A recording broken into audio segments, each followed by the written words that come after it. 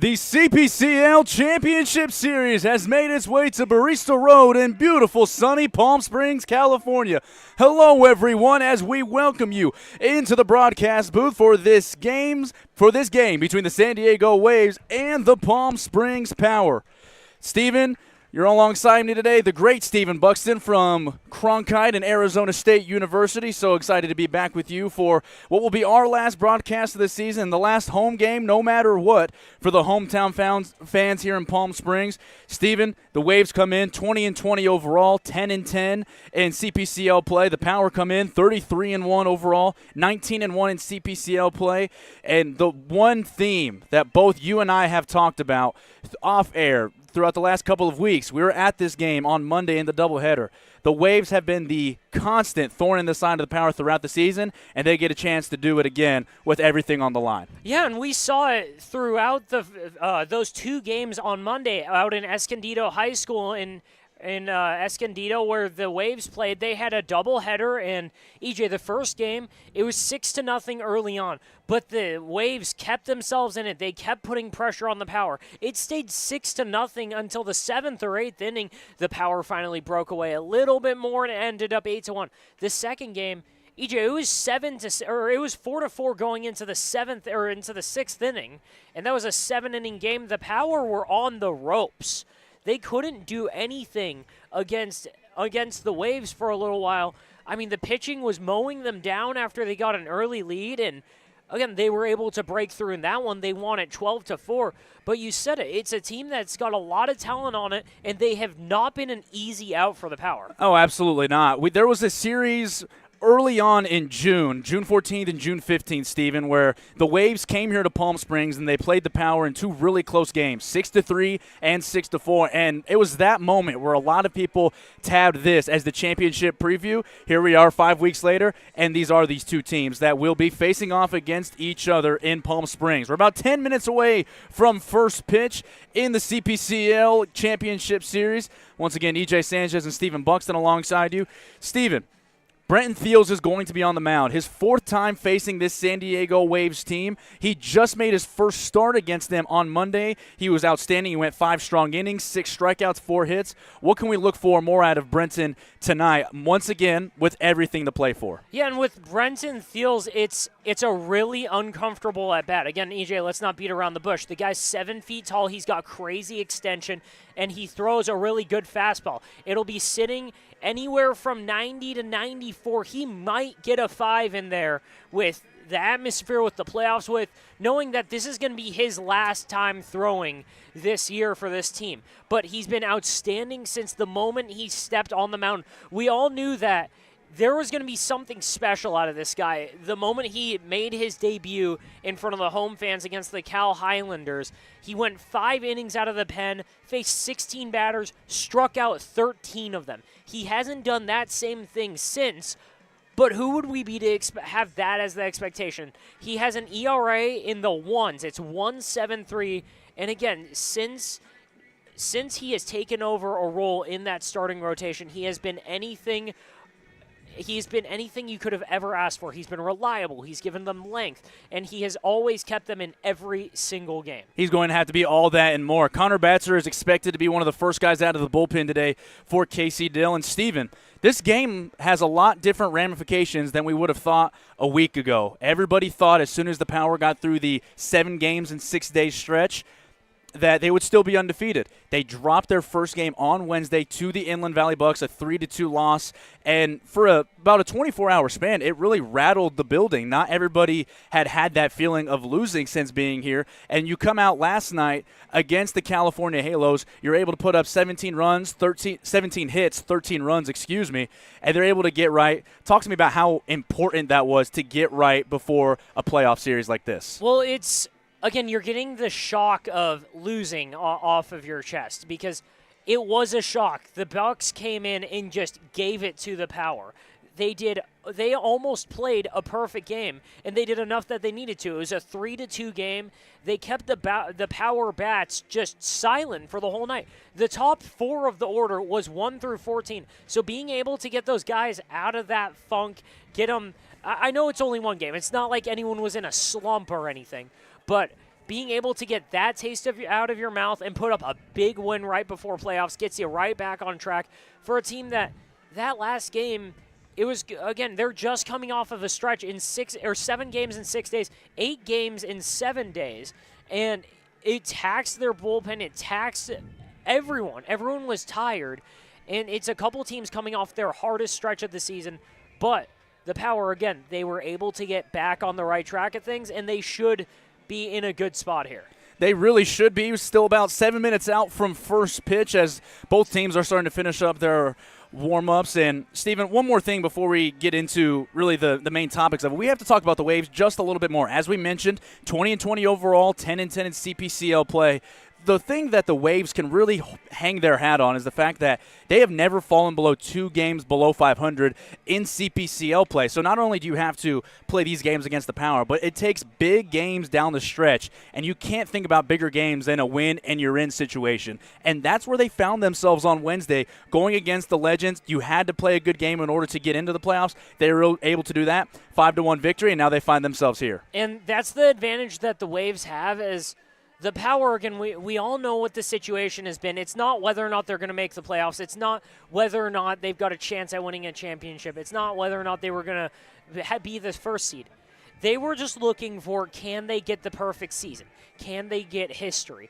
But now the perfect season is off. They got in the playoffs. But the Waves, they've been playing for their lives for the past 2-3 weeks. We saw it on that game on Monday.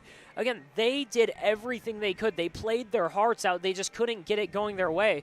So they've been locked in, basically playing playoff baseball for the past 6, 7, 8 games. And it's not the way they wanted to get in it. They wanted to be able to make that end of the season a little bit easier if they could have taken a win from the Power and clinched that playoff spot right there.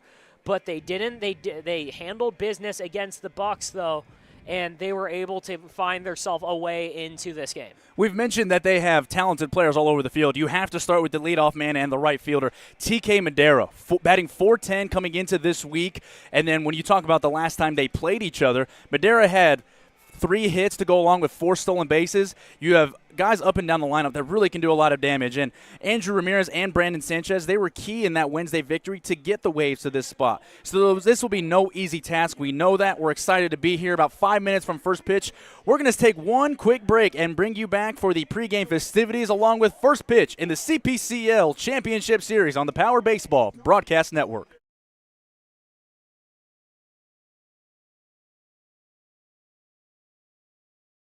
There's something winning in the agua. Catch all the action at 360 Sports at Agua Caliente Casinos. Watch your favorite teams on our giant wraparound screens. See live scores on the LED sports ticker. Win big with our bar top games and enjoy great twists on bar food favorites. And with 3 premier casino locations, 360 Sports is the ultimate fan experience. For more information, visit aguacalientecasinos.com. Building your business is no small undertaking, and you need the right team by your side. Whether you're just getting started or expanding nationwide, Pacific Premier Bank is here to support your business every step of the way. As your trusted banking partner, we can help guide you down the right path with customized solutions designed for your business. We'll help you achieve the success you deserve. Pacific Premier Bank. Let's build your future together.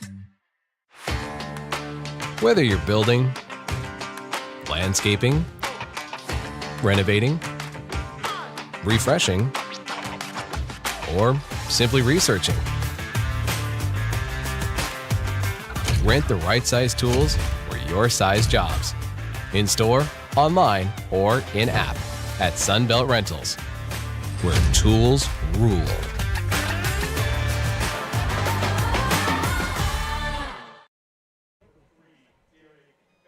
Welcome you back now to Palm Springs, California for Game 1 of the CPCL Championship Series between the San Diego Waves and the Palm Springs Power. EJ Sanchez and Stephen Buxton are going to be alongside you to take you through this scheduled 9-inning game. And Stephen, it's time to meet some of the starting lineups. And first, we'll start with the visiting San Diego Waves. The aforementioned TK Madera will lead things off and play right field. Brandon Sanchez slotted in the 2-hole and will play short. The third baseman, Andrew Ramirez, will bat third. Connor Gomez, the the designated hitter, will clean things up. Elijah Cook, the left fielder, will bat 5th. Derek Pham will play second base and bat 6th. 7, 8, 9 for the Waves will go in the order of Keon Sanchez, Sam Pease, and Easton Maines. Sanchez at first, Sam Pease behind the dish, and Easton Maines in center field. And that will be the defense that will back David Mendoza. We'll get you more on him as we progress through the Open. Once again, though, we'll bring you the home lineup for the Power, and slotting in the leadoff spot as he has most of the second half of the season, Eli Brown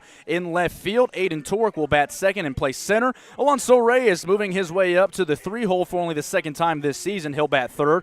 Noah Blythe will play right field and bat cleanup. Austin Haller, the first baseman, will bat 5th. Andrew Rivas from UC Riverside will bat 6th and be the designated hitter. Cody Kashimoto back in there after a night off last night. He'll play short and bat 7th. Batting 8th will be Michael Gonzalez, the third baseman. Dalton Thomas, the secretary of the Palm Springs Power, will bat 9th and play second base. When you talk about this lineup and averaging over 10 runs a game, Steven, just give me a couple of your keys to how they have gotten to this point and why they are the best offense in the CPCL. It's a deep lineup. It's a long lineup, and it's a lineup that puts the ball in play at such a high rate, EJ. They don't strike out a ton, and even if they get outs, even if they pop out here and there, it's just the fact that they're making other defenses work so much more than every other team has made the Power work, except for a handful of games. And a big thing with that is Alonso Reyes is the third batter today. That is the catcher. EJ, I know you run a very catcher-friendly broadcast around here, but that doesn't happen a ton unless you're a special talent.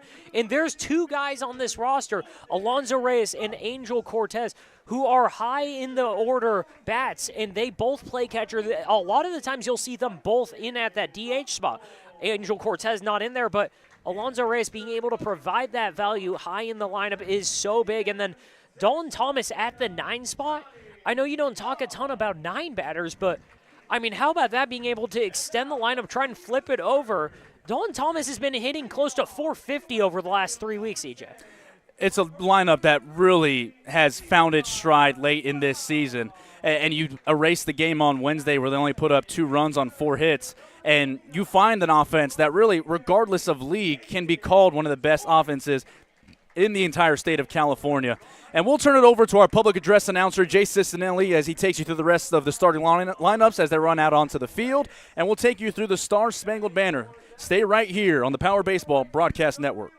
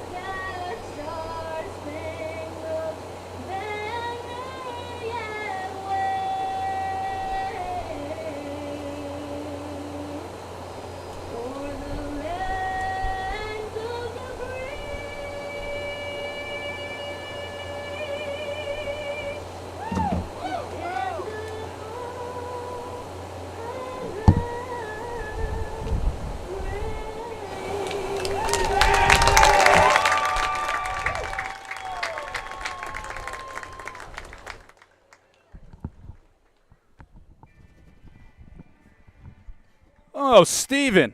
Rare things in life get you as excited as playoff baseball does, and that's what we have here on the Power Baseball Broadcast Network. So excited to have you alongside us. A couple minutes behind on scheduled first pitch of 7 p.m. Once again, to bring you the defense that'll back Brenton Thiels.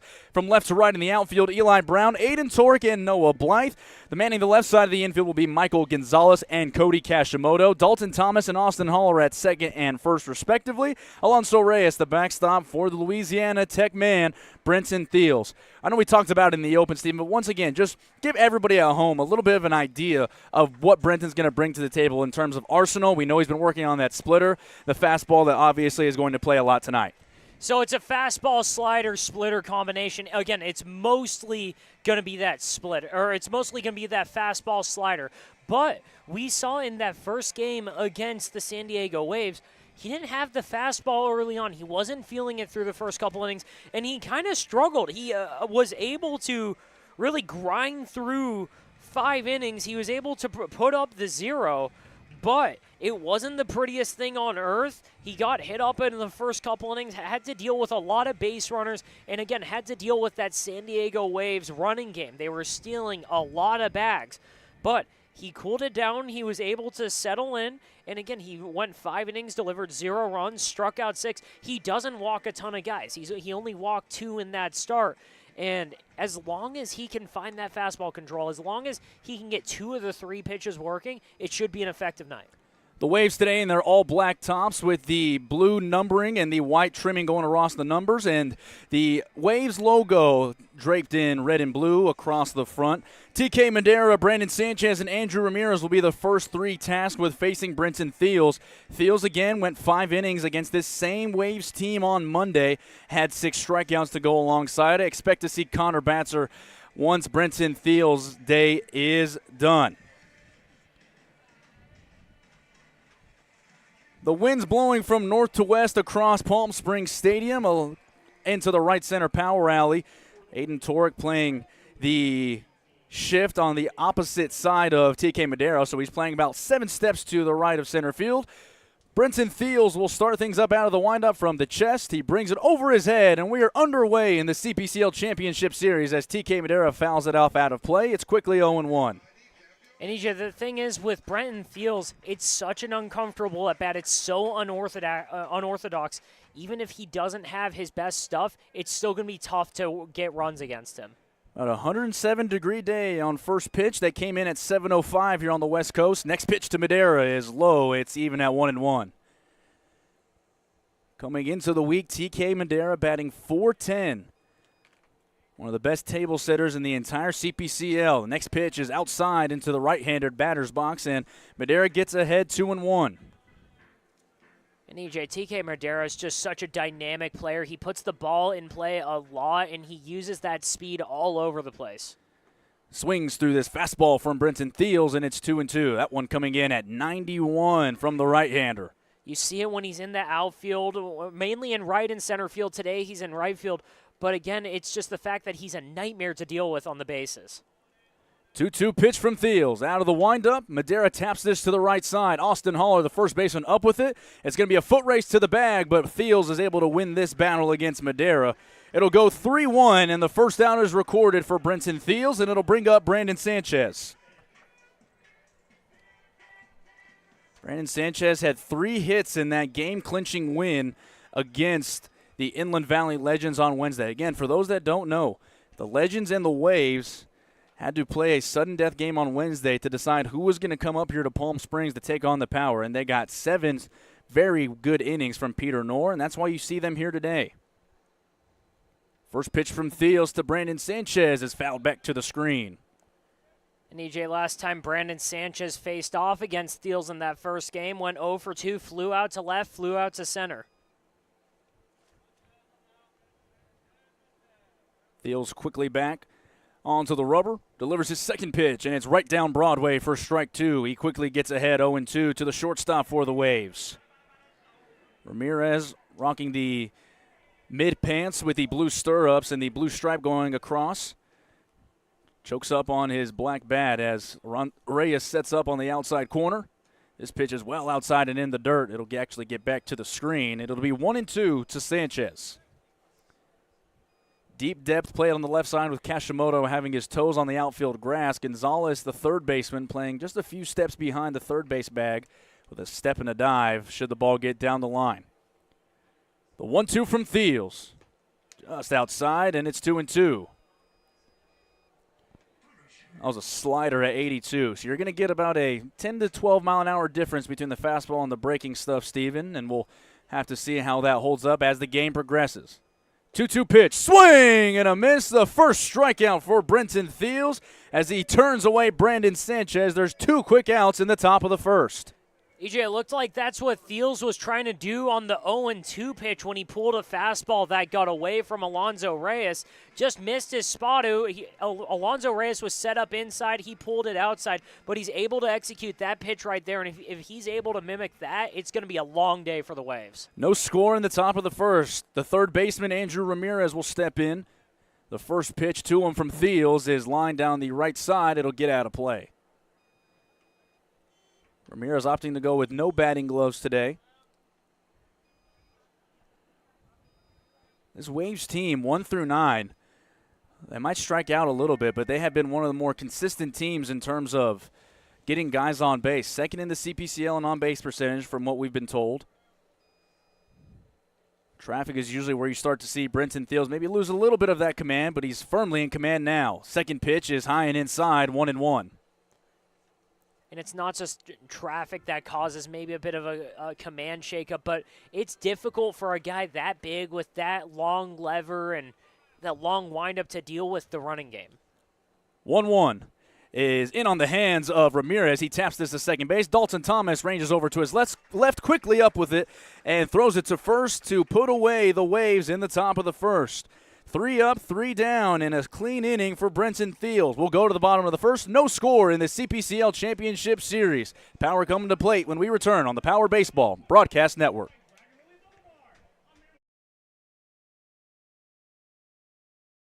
We just got our best ever ratings from U.S. News and World Report.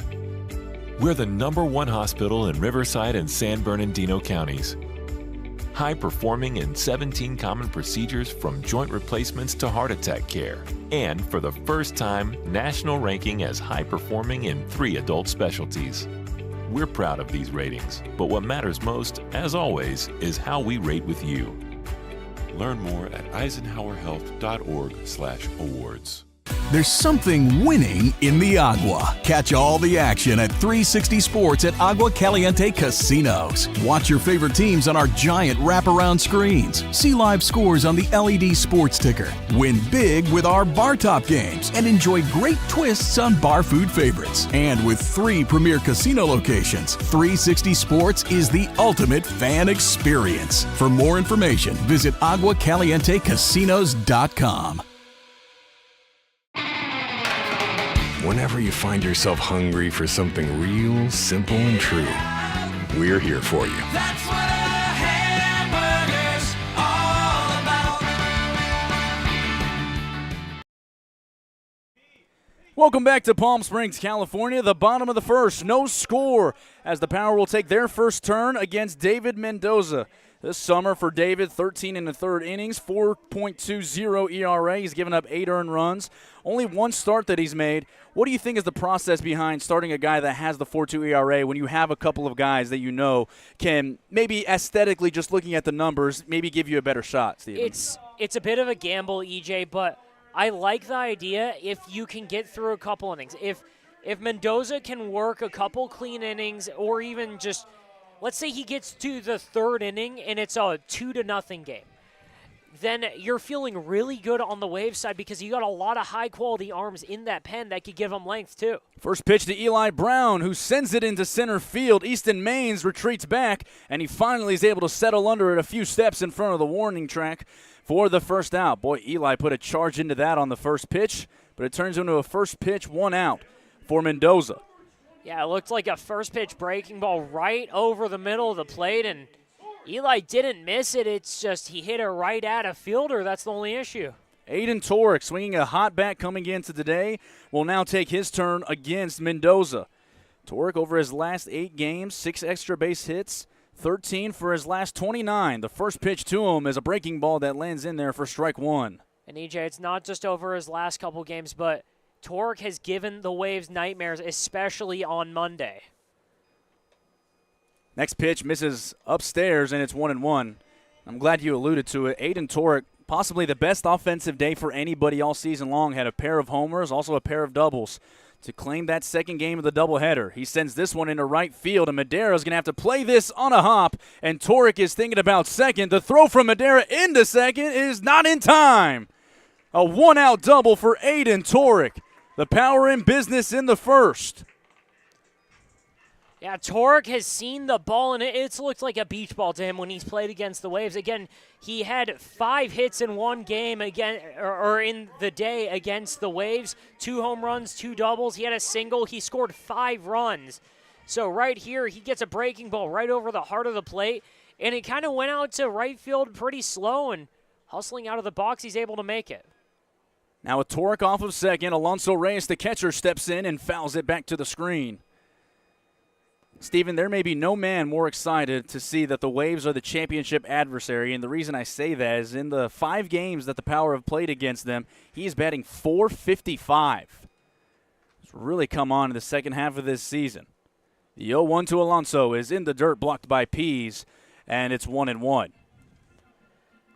And Alonso is really heated up. Again, he started his season pretty well, but then threw in 2 or 3 games where he couldn't find a hit if he tried, but since then, he's hitting well over 400, and he's hitting almost 500 in the last 3 weeks. Mendoza delivers the 1-1, and it'll sneak through the right side off the glove of Derek Pham, the second baseman. Aiden Torek will trot home another RBI single, and the Power will draw first blood in the championship series. It's 1-0 in the bottom of the first. EJ, that's why Alonso Reyes is so valuable, because he gets on so much. He puts the ball in play. Yeah, he doesn't hit a ton of extra base hits. There's not a ton of slug that's been in that bat this season. But it doesn't matter. The guy just drives in runs. The right fielder, Noah Blythe, has his first chance against Mendoza. Reyes off of first, 1-0 Palm Springs. The first pitch to Blythe is a slider that misses outside, 1-0. This Power team, with aspirations to go undefeated, dropped that game on Wednesday to Inland Valley, and since then we've seen a refined sense of focus from them, Steven. Just walking around the building, you can tell that the championship is still in their grasp. This one is floated down the right field line. It'll get out of play. So 1-1 to Blythe, who leads the team in virtually every offensive category. Doubles, RBIs, and hits. In his 3rd season playing for Casey Dill and the Palm Springs Power. After a couple of seasons at the University of Antelope Valley, Noah headed back to Hawaii Pacific University next year. 1-1 pitch to him. Breaking ball that Noah sends deep into left center field. Easton Maines has a beat on it, and he's able to settle under it for the second out. Austin Haller will now step in. Austin second on the team in hits, and he's been really moved around the lineup throughout the season, especially in the second half. 5th different place he's been in the lineup, Steven, but Austin has been a guy that you can rely upon as the season really has progressed, but really from opening day. Yeah, Austin he attacks every pitcher. He hits it from line to line, and I don't think I've ever seen the guy take a bad at-bat.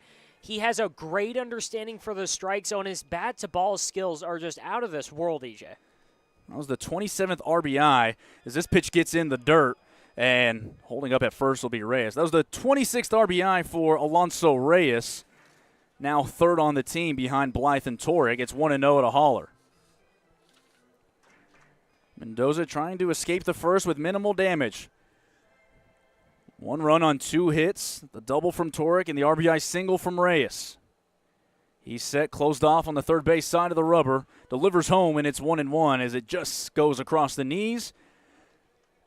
Haller from Western Kentucky University, and there's a great piece on PalmSpringsPowerBaseball.com written by our colleague Jay Cicinelli, really detailing Austin's journey from the junior college ranks all the way to the Division I level. This one's laced down the right field line, but just foul.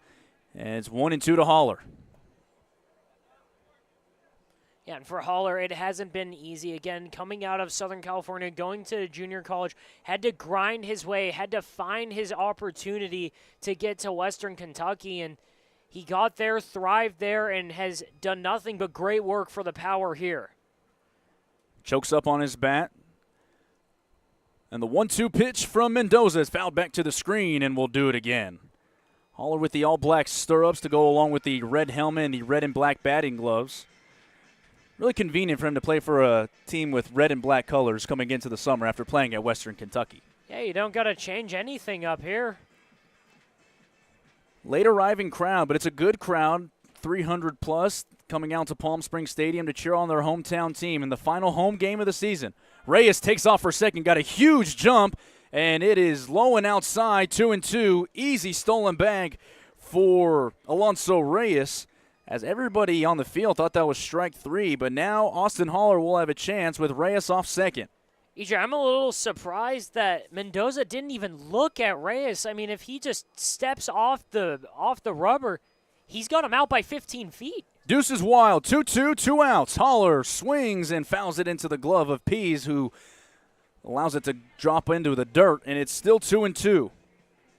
Reyes has seemingly been on a stolen bases kick as of late. That's his 6th of the season. He didn't have more than one at the start of this 8 games in 7 days stretch. Another 2-2 pitch from Mendoza. Waits. He's set at the chest as Reyes dances off second. Mendoza will check on him. This pitch is low and outside, but it's called strike three. The first strikeout of the game for Mendoza, and that'll turn away the Power in the bottom of the first. But they get 1 run on 2 hits, no errors. There was a man left on base. We'll go to the top of the second in the CPCL Championship Series. The Power leading the Waves 1-0 on the Power Baseball Broadcast Network. Desert Air started right here in the Coachella Valley in 1954, and we've been welcoming customers to our family ever since. With nearly 70 years of proven trust, dependability, and experience, we've got the AC and heating expertise to help you all year round.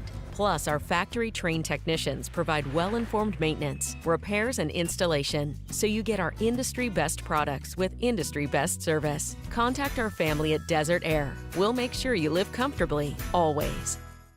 Like a family setting, you know, we come and we get into conversation, and it's comfortable here is what I guess I'll say. It's comfortable. The hot cocoa has whipped cream and sprinkles in the whipped cream in the hot cocoa. Very family oriented. You know, they cater to the kids. They got the coloring books and crayons, and they have kid-sized stuff about almost for everything that you would want. So young and old, everybody can enjoy it. It's the best. Made from scratch memories. Elmer's. How do you define adventure? Riding the world's largest rotating tram car? Taking in SoCal's awe-inspiring views? Exploring over 50 miles of pristine wilderness? Enjoying casual or fine dining at 8,500 feet? Discovering our history? Experiencing our scenic trails? Getting that perfect souvenir? Whatever your adventure, you'll find it at the Palm Springs Aerial Tramway. Adventure at its peak. Begin your adventure. It's the top of the second in Palm Springs, California in this CPCL Championship Series. The Power lead at 1-0 after an RBI single from Alonso Reyes. It'll be 4, 5, and 6 due up in the order for San Diego. It'll be Connor Gomez, Elijah Cook, and Derek Pham. Brenton Thiels worked a clean first inning, including a strikeout and a couple of groundouts. Connor Gomez in from the right-handed side. First pitch to him is sent into right field and shallow. Dalton Thomas, the second baseman, can't get there, and neither can Noah Blythe.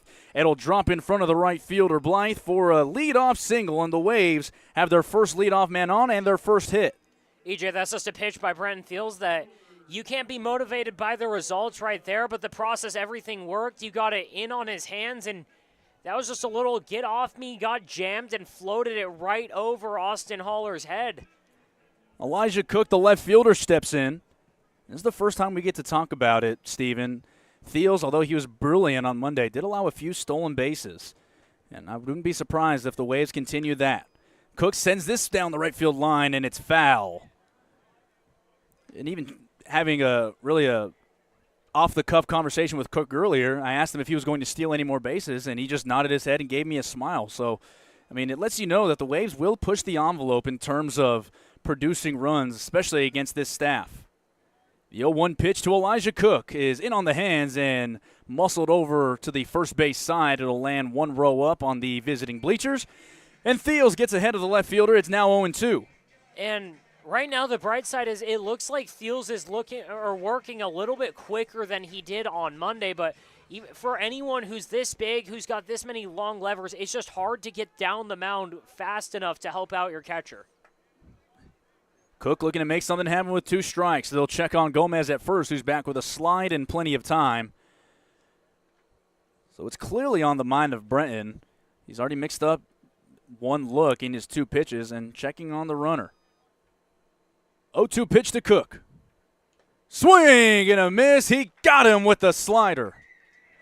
Brenton Thiels has his second strikeout. There's 1 out in the top of the second. Gomez still on first. Derek Pham, the second baseman, comes to the plate for his first at-bat. EJ, it's almost impossible when you see a couple high fastballs and then Brenton Thiels with that massive heavy slider that just drops almost out of the zone right there.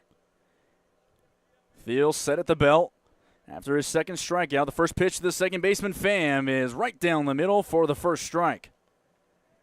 Pham has been moved all around the infield this summer for the Waves. Today, as we mentioned, at second base. He's played some short. He's played some third. A guy that we've been told can handle the bat. He fouls this back to the third base side, and Thiels goes 0-2 on the next 2 hitters after giving up a first pitch single to Gomez.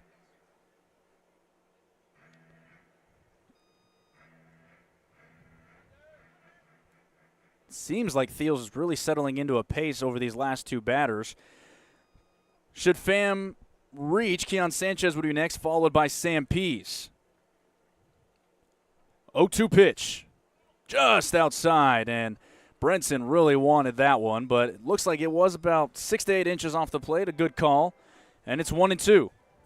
But EJ, Thiels looks really good right now. The fastball's been able to hit its spots for the most part, but I'm impressed that he's made the adjustment from Monday. 1-2 pitch is sent to the left side through the 6 hole for a base hit.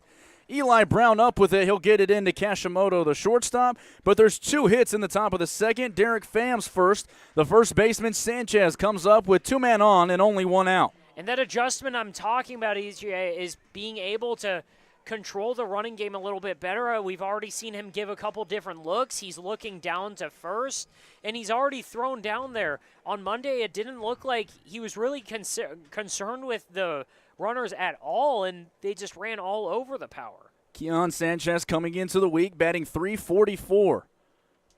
We saw him in the middle of the lineup in the 3 and 4 spots on Monday in the road doubleheader for the Power. First pitch to him. It's sent into center field on a line. It's going to be a base hit. Connor Gomez had to see it through as Torek gets it in to the cutoff man Haller, and the bases are now loaded.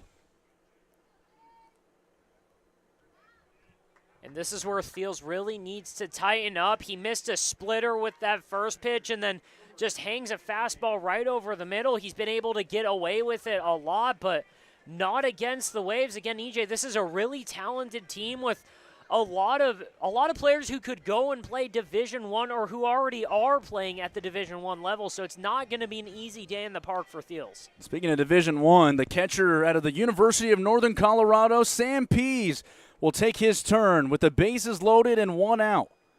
Michael Gonzalez playing even with the bag at third. Haller playing behind the runner Sanchez at first. First pitch to Pease, misses high, ball 1. A fastball from Thiels at 90. Double play depth up the middle for Kashimoto and Thomas. Playing for that ground ball. The 1-0 pitch to Pease. Sent down the right field line. It'll get out of play, 1-1. And EJ, we mentioned on Monday that it feels like Brenton really settles into his outings more than comes out just blazing hot. So to see him have that success in the first inning, and if he can work through this and put up a 0, it's a really good sign for the Power. 1-1 pitch. Swing and a miss. He got him with a fastball just below the zone. So Thiels gets ahead of Pease. Easton Maines, who had 3 hits on Wednesday, waits on deck. Already a big spot in this game, 1-0 Palm Springs. But San Diego looking to get on the board and maybe more. Reyes set up on the outside half of the plate. 1-2. Swung on and fouled back to the screen. Thiels reached back for a little more at 93. Blythe in right field playing an opposite field approach against Pease. He's playing probably 15 to 20 yards to the right of where he normally would be. All right, his left. With the bases loaded, Thiels continues to be out of the windup. After a couple of shakes to Reyes, he now has the one he wants. Ruxin fires the 1-2 well outside, and Reyes able to stay in front of it. He evens the count at 2. Yeah, Thiels just trying to pull a slider off the plate right there and just pulls it a little too much. He's trying to get it to start over the middle and just break off of it, and it just doesn't do that. It almost gets past Reyes and does a good job keeping it in front of him. 2-2 pitch is grounded to Gonzalez at third, and it gets by him into left field. 1 run will score. Holding up at third will be Derek Pham, but it's 1-1 after the RBI single from Sam Pease, his 5th of the season. And you knew the Waves weren't going to let the Power run away with it, Steven. 1-1 ball game in the top of the second. No, they're not going to let them run away with it. And, EJ, we should see a lot of this throughout the game. Again, they don't give up. They take good at-bats, and we've seen it every single time they've played the Power. It's a hard out 1 through 9. 3 straight hits for San Diego. Thiels delivers to Easton Maines, who takes inside and high for a ball. And Thiels' control hasn't been bad today, but he's been missing a lot over the plate so far. He hasn't been hitting the corners yet, and the Wave have taken advantage. And Thiels will now call Reyes for a quick meeting at the mound. 1-0 count, 1 out in the top of the second. The Waves, with 3 straight hits, have tied this game up in Game 1 of the CPCL Championship Series. And one thing to note, Steven, though only one of them was a start, this is the 4th time that the Waves have seen Thiels. 2 out of the bullpen, 1 start as we mentioned. So regardless if you throw 75 or 95, a team seeing you over and over again, they're only going to get more comfortable. These are a lot of guys, 8th and 9th at-bats off of Brenton, and I think that's why you're starting to see some comfortable swings off of him here in the second. Yeah, EJ, I mentioned that it's so unorthodox, it's so uncommon to see a guy like Brenton Thiels that you can't replicate him. The only way you can get prepared for him is the way that the Waves have. They've already faced him several times, so by now you're getting used to it. They looked a little bit more comfortable on Monday, but Thiels was just able to work around it really well. The meeting on the mound is over. The 1-0 pitch is skied behind home plate near us, and it'll go behind us just off the top of the box, and it'll be 1-1.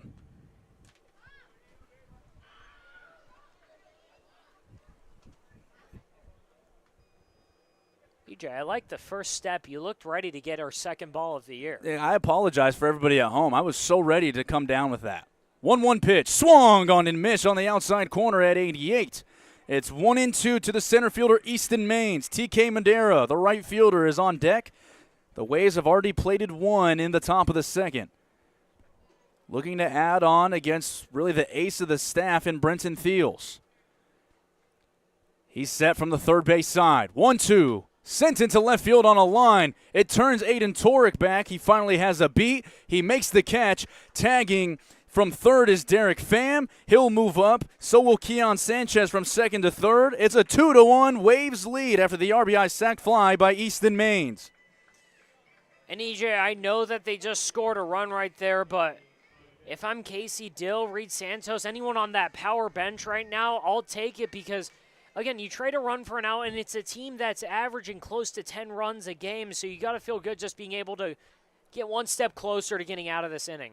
Maines off first, and Keon Sanchez off of third. Or excuse me, Pease on first. First pitch to TK Madera is in there for a called strike at 91. The 7th man to face Thiels in the second inning. 2 runs have come across on 3 hits. The 0-1. Outside corner called a strike. Brown playing down the left field line about 15 to 20 yards from the line. More straight up in center and right field from Torek and Blythe. Thiels trying to wiggle his way out of the second inning. Closed off from the first base side. Big deep breath and delivers home, and it's tapped to third base on a chop.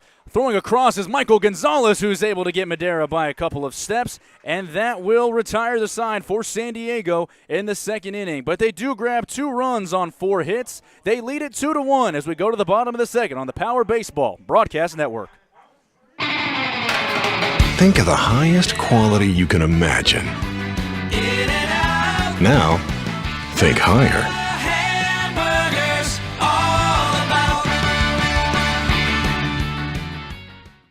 Outdoor living in the Coachella Valley is spectacular, and Tessera is the premier builder of outdoor living spaces in the desert. Nobody does it better than Tessera.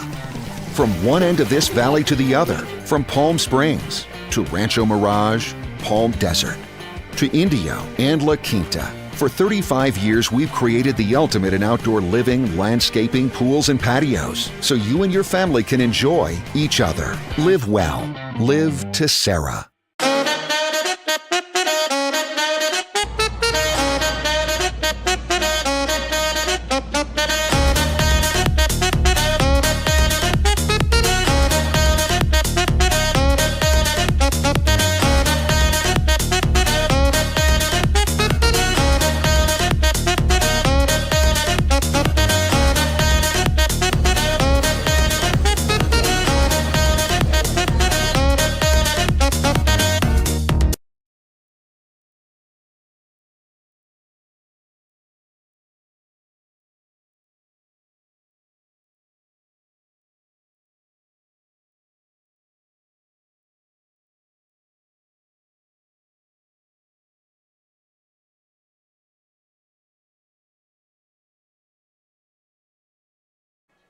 We bring you back on the Power Baseball Broadcast Network for the bottom of the second inning. The Power trailing the Waves 2-1. EJ Sanchez and Stephen Buxton joining you tonight. Game 2 tomorrow at Azusa Pacific University. Jay Cisnelli and Adam Oppenheim will be with you for that call as the Power will head on the road where they'll have to clinch their second straight CPCL title as they come to bat in the second. Andrew Rivas, Cody Kashimoto, and Michael Gonzalez scheduled to hit should they reach. Dalton Thomas would follow it out to round out the first time through the order for the Power.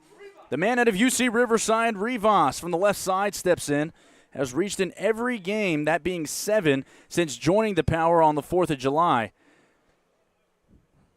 The second inning of work now for David Mendoza, who's out of the windup, fires home, and is able to land a fastball in the outside corner at 83 for strike 1. And Rivas has been really good. Again, you mentioned he's gone on base every game he's played in. 0-1 pitch is fouled out of play down the third base side. But the even more key part is the fact that he can give Austin Haller some time away from first base. He can take some time away from Noah Blythe having to cover first base. It just gives the Power one more option. 0-2 pitch to Rivas is sent into right field. Madera slipped at first. He's able to recover and make the catch in fairly deep right field for the first out of the second inning. This will bring up Cody Kashimoto, who got the night off last night. I'm sure in preparation to start over the next 2 days. Cody really has been a revelation since joining about a week into the season, Steven. You talk about a guy that's batting .395 and had one of the longest on-base streaks to start the season. He's in from the left side, the switch hitter. Mendoza steps off and now collects himself and delivers the first pitch to Kashimoto, who takes it for a ball low and away. And the thing about Cody is how good of an athlete is. We talked to Casey Dill the other day and mentioned all the guys playing so many different positions, playing all over the field and up and down the lineup. Cody's one of them along with the catching tandem, and it's hard to make that adjustment. It's hard to keep playing that well and hitting that well, but they've all been able to do it. The 1-0 pitch is able to find the outside quadrant of the plate for a strike. It's 1-1 to Cody. Cody, one of 5 players on this Power teams with multi-hit games. He's 5th on the team with 10. 1-1 pitch, breaking ball that lands on the outside corner, and Mendoza gets ahead 1-2. And again, it's the multi-hit games while he's played all over the infield, and they've even stuck him in the outfield a couple times. The 1-2, grounded towards the shortstop Sanchez, who fields it to the left side of his body, throws across and narrowly gets Kashimoto by a step. So the first 2 outs of the second inning are recorded. Michael Gonzalez, who is coming off potentially his best day in a power uniform last night in that win against the Halo, Steven. Yeah, Michael Gonzalez last night, he had 3 hits. He scored once, but again, it's a guy who's been struggling. He hadn't seen the ball well, but being able to put up last night, get the good groove going in right as you're going to playoffs is huge. Mendoza throws his first pitch to Gonzalez, and it's able to find the zone for a strike. Last night, Gonzalez came up a home run shy of the cycle, a triple and a double.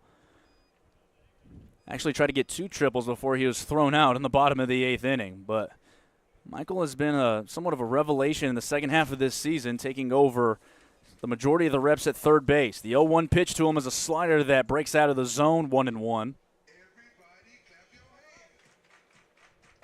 Fairly shallow outfield with the exception of Cook, who's playing in deep left field. 1-1 pitch is in the dirt, picked by Pease, and it's 2-1. Dalton Thomas waits on deck. 2-1 Waves in the bottom of the second. The Waves 4 hits in the top of the second. To go along with their 2 runs, the 2-1 pitch is grounded towards the left side. Jumping attempt made by Sanchez, who throws across and is able to get Gonzalez to turn away the power in the second inning. We've played 2 complete innings in Palm Springs. The Waves lead the Power 2-1. We'll return on the Power Baseball Broadcast Network.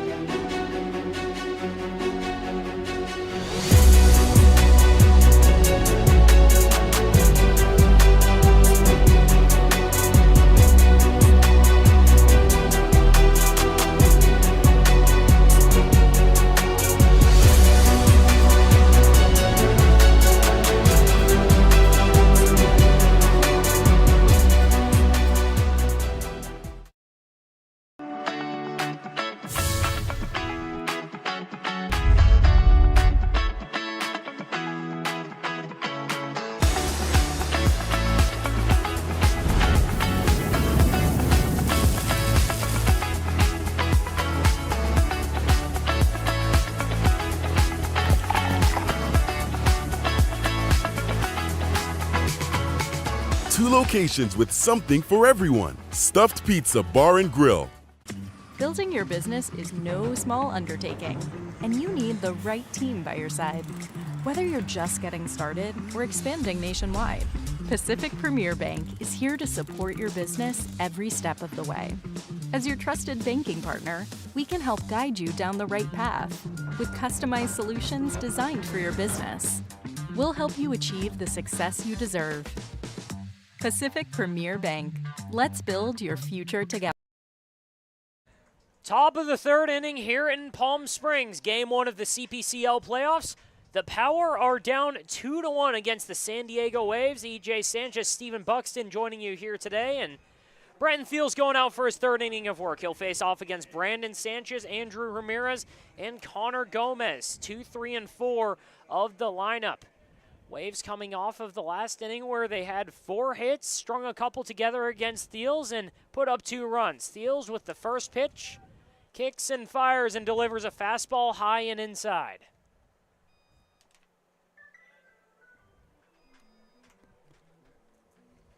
Thiels in his 2 innings has recorded a couple of strikeouts, Steven, and really it was the fastball that started to get hit by San Diego in the 2nd inning, and that's why you see 2 runs on the board.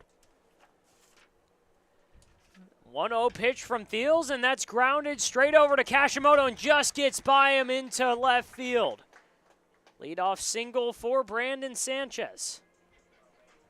That's a great attempt by Cody on the backhand, but that ball is hit pretty well off the bat of Sanchez. And as we progress through, it's going to be, again, we have to monitor how this fastball is being seen by these San Diego hitters, because right now, though it's with some velocity, the Waves have been able to put a couple of barrels on the ball. It feels like Thiels hasn't been able to really nibble around the plate. He's found the zone, but he's caught a lot of it so far. First pitch to Andrew Ramirez. Downstairs for ball 1. And this is a spot, as we've mentioned the running game, this is a spot where you really could think to go. You do have the lead, and if you're the Waves right now, you can start to gamble and really start to push the envelope in terms of how you can force things offensively. Thiels with the 1-0 count, and runners going. Throw down to second. Not in time. Stolen base from Brandon Sanchez, and we see that San Diego running game getting to work already. And it's no fault of Brenton's. He has a 7-foot, 270-pound frame to work from, and it's hard to be quick to the plate when you have that much length, Steven. So that's really one of the drawbacks. In San Diego, this is not the first time they've taken advantage of it, but in a big spot like this, it's going to have to be controlled. 2-0 count to Andrew Ramirez. Slider just gets inside, gets away from Thiels. It's 3-0 now. You can live with yourself giving up the hits because at the end of the day, some of these balls are going to get fielded. What you can't afford if you're Brenton Thiels is the free passes, because that's where San Diego doesn't have to earn it, and then just one hit turns into a floodgate opening. 3-0 pitch. Thiels needs a strike. Fastball fired at the top of the zone. It's 3-1.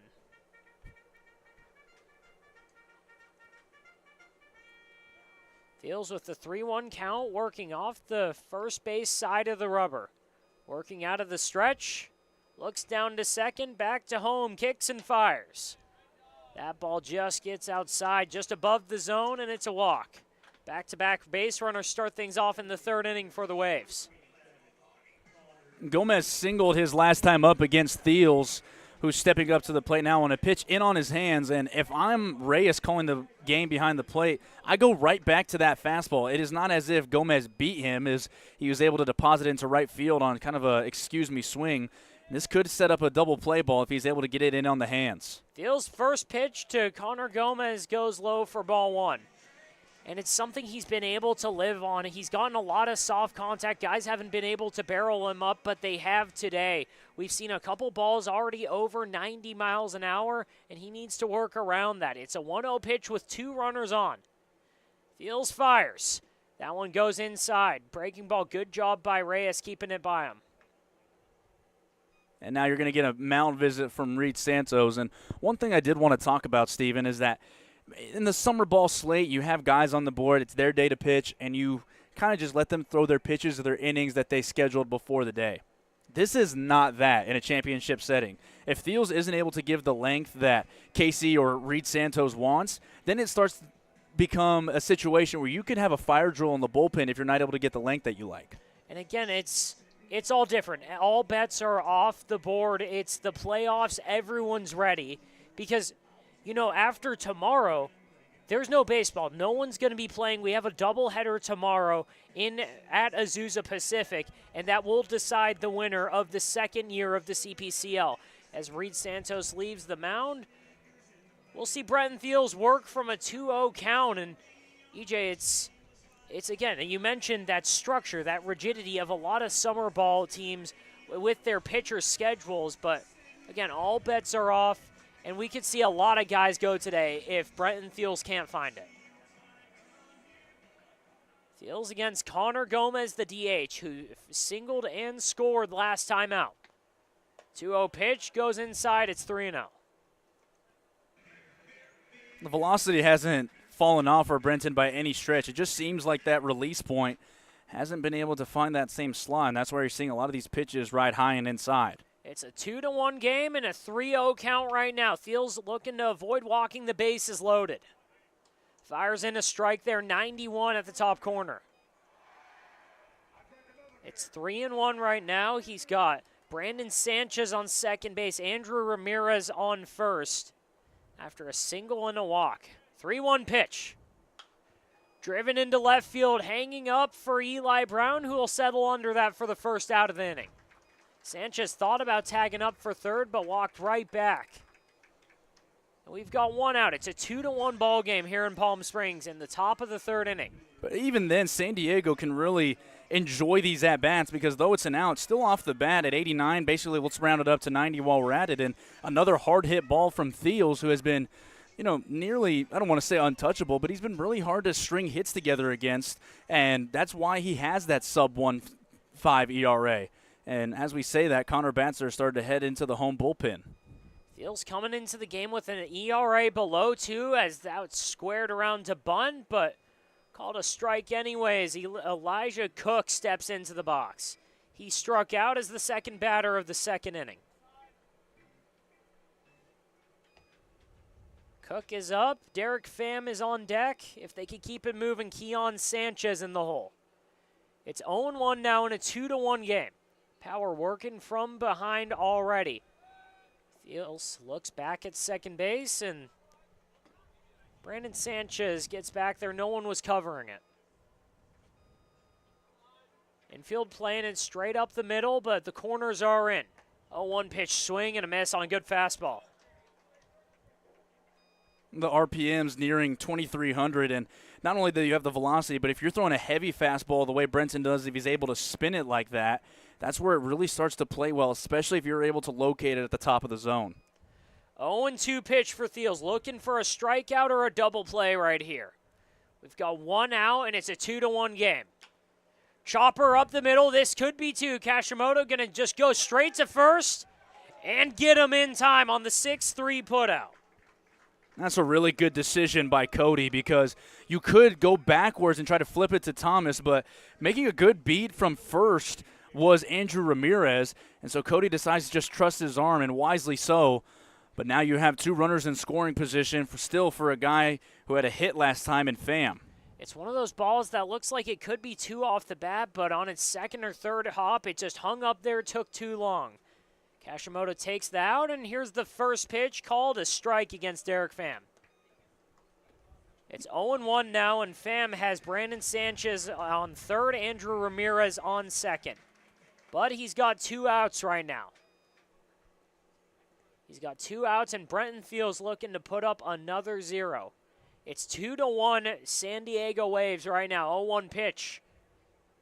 Pulled a breaking ball just out of the zone.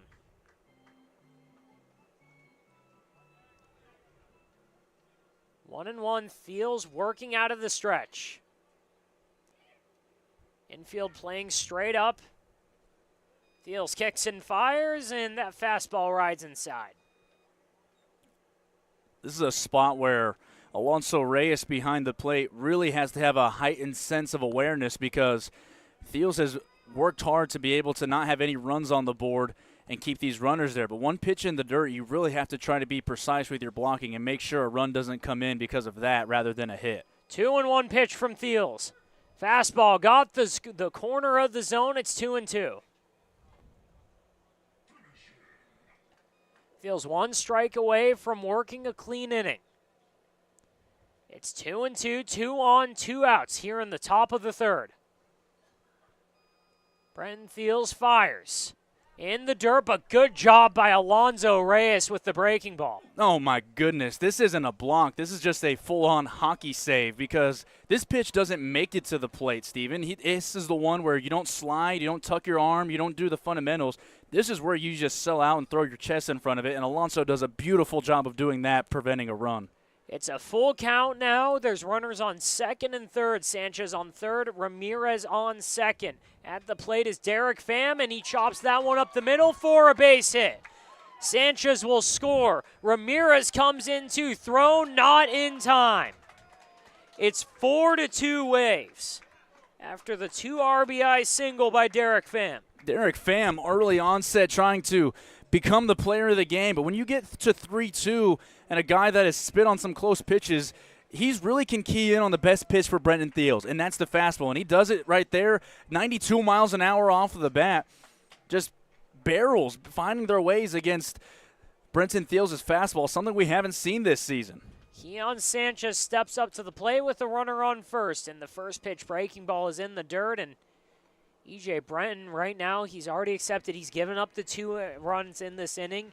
Now all he can do is just try and make sure it doesn't get out of hand. Well, absolutely. You know that, or either whether it be this inning or next inning, his day's probably close to coming to an end with bats are getting loose in the bullpen.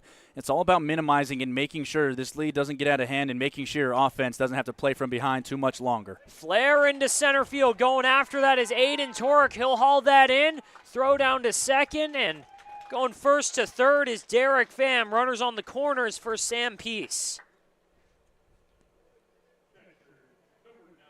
I think this will be the day for Brenton and Casey Dill walking out there now, and certainly not the championship performance that we've come to expect from Brenton. He's been so dynamic and just a workhorse this season, but a lot of things start to go sideways once you get into the playoffs. Things happen that you can't expect, and it'll be up to Connor Batzer. Brenton Thiels out. Connor Batts are in. Thiels is responsible for Derek Pham and Keon Sanchez on first and third. We'll be right back after a break.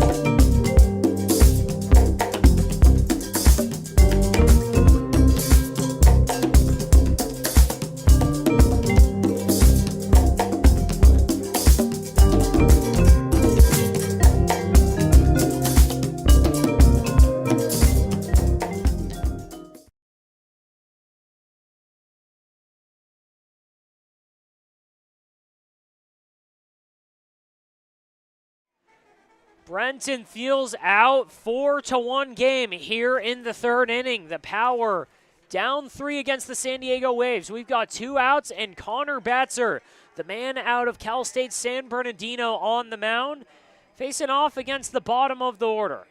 He's your team leader in innings, so you're counting on him to give you length in this spot. Originally slated to start in Game 2, but he's active in the bullpen today, and one thing about Connor, he'll go with the fastball slider Vulcan change combination, and he will work fast throughout his appearance. Already firing. First pitch looks like it was that. You slider down in the zone, and it's strike one. Batzer worked a couple good innings against the Waves on Monday. Put up a couple zeros, and again, you mentioned that speed he works with. It's always a quick inning. 0-1 pitch. Another breaking ball, same spot, gets the looking strike. It's 0-2 now. Batzer has a chance to go one and done with this inning. Sam P's up. Easton Main's on deck. 0-2 pitch from Batzer. Right over the middle of the plate. Batzer gets the call and gets him looking. He gets out of the jam, and the Power are going to the bottom of the third, down 3. We'll be right back on the Power Broadcasting Network.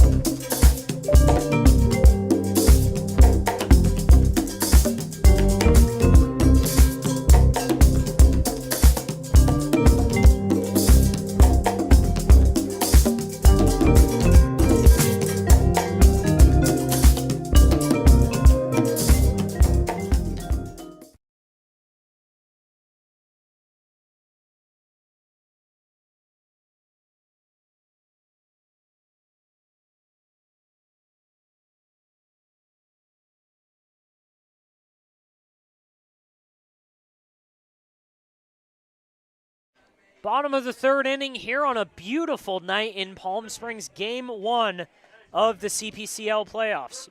Stephen Buxton, the Hall of Famer E.J. Sanchez joining you here today. And E.J., the Power are down 3. It's a 4-1 game in the bottom of the third inning. This is where you're almost, you don't never want to say glad, but you have the experience of playing from behind. You just had this game on Wednesday against Inland Valley where this isn't uncharted territory. You have a team that's played from behind before and just this week, and now you have the chance to turn it all around going through the second time through your order starting this inning. Dalton Thomas, the first man up, fouls that one into the seats, and he's a good one to get it started with. Again, he's been a really hot bat over the last 2 or 3 weeks, hitting well over 400, and then he could turn it over to the top of the lineup. Thomas watches a breaking ball float in there for a strike. It's 0-2 now. 296 on the year for Dalton, and as you mentioned, over the last couple of weeks, he's really started to hit to all fields, which is when he's at his best. Mendoza working with some pace and throws another hook in there and gets Dalton Thomas swinging. First batter, first strikeout of the inning for David Mendoza, and it leads the way to Eli Brown. Brown out of Mercer, flew out to center in the first, and it's his second at-bat here. He's got no one on and one out. It's a 4-1 ball game here in the bottom of the third inning. First pitch by Mendoza goes low for ball one.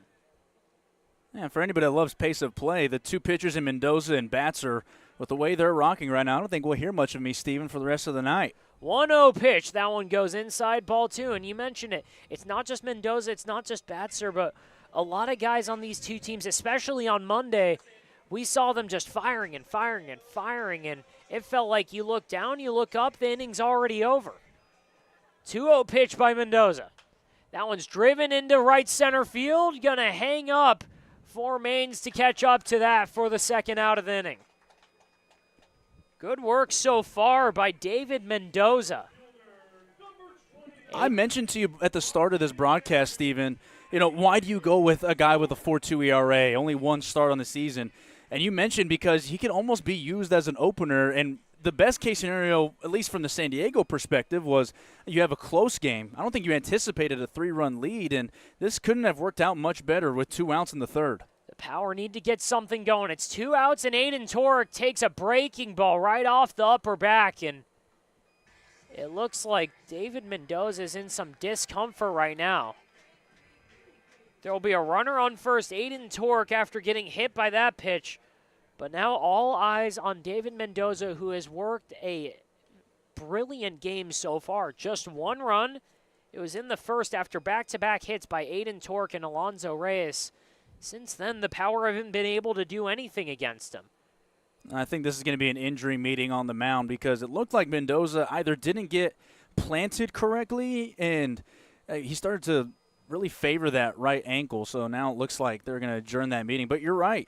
This with 2 outs and you're able to get a guy on, and with the way this lineup has swung the bat, you feel comfortable taking your chances, especially when you're clawing back. If it's a tie game, we can talk about it. But down 3, really finding ways to chip away at a lead is huge for a team, especially morale-wise as you progress through the rest of the game. And EJ, Teenage Dream playing over the speakers, and that means what a better way to get a rally going than with Aiden Torek on first, and you've got Alonzo Reyes coming up, who already has an RBI today. First pitch by Mendoza. Down below the zone, ball one, good fastball there, and again, we're all just happy to see that he's still out there. That last pitch did not look comfortable, but he's working out there. He's behind 1-0 against Alonzo Reyes. Second pitch finds the zone. Reyes fouls it off. It's 4-1. Waves took the lead in the second inning with 2 runs and put up 2 more in the top of the third. Bottom of the third now, Power have not scored since the first. They've got Aiden Torek on first, and it's a 1-1 pitch. Breaking ball just off the plate, can't catch back into the zone. 2-1 for Mendoza, who has, again, been wonderful so far this game and had the Power off balance. He'll check on Aiden Torek at first.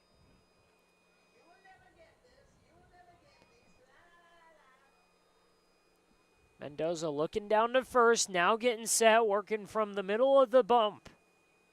Kicks and fires, and that one's shot out into left field. Hanging up for Cook, who will settle under that and take the third out of the inning. Another 0 for the Power, and they're going into the top of the fourth inning, down 4-1. We'll be right back after a break on the Power Baseball Broadcasting Network.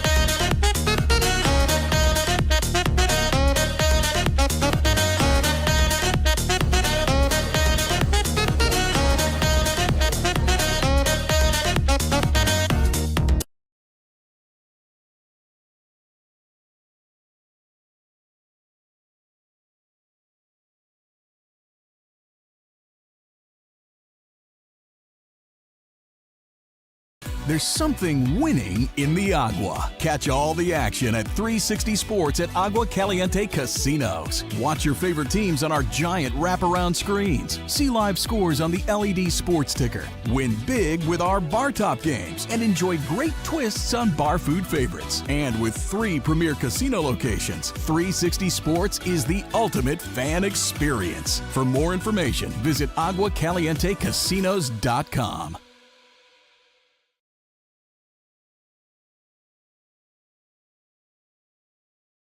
Top of the 4th inning here in Palm Springs, and the Power need to get to work. Connor Batzer out on the mound after he came in to face off against Sam Pease. He got the strikeout on 3 pitches.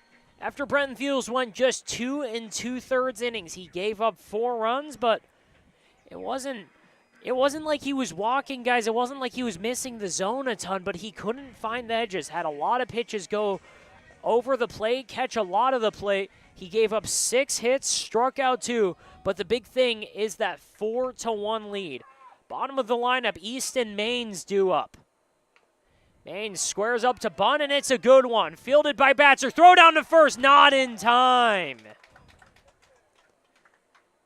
A perfect bunt by Easton Maines to give the top of the lineup a runner on first. TK Madera up now. You have to applaud the effort by Connor Batzer with a Derek Jeter-esque jump throw from the third base side. But as you mentioned, it's too good of a bunt from Maines, who's shown that ability throughout the 5 games that these 2 teams have played.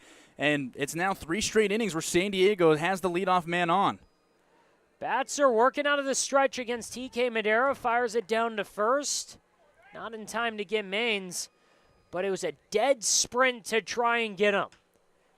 First pitch to Madera, flown into left field. Camping under that is Eli Brown, and they've got the first out of the inning. Quick first out, and Easton Maines on first with Brandon Sanchez coming up. He's 1 for 2. He scored a run last inning on a single, stole second base. And he's a big reason why this game is 4-1 and why it could be a bigger lead.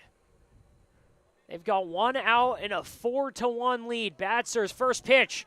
Running on the pitch is Maines. Throw down is not in time and gets into center field.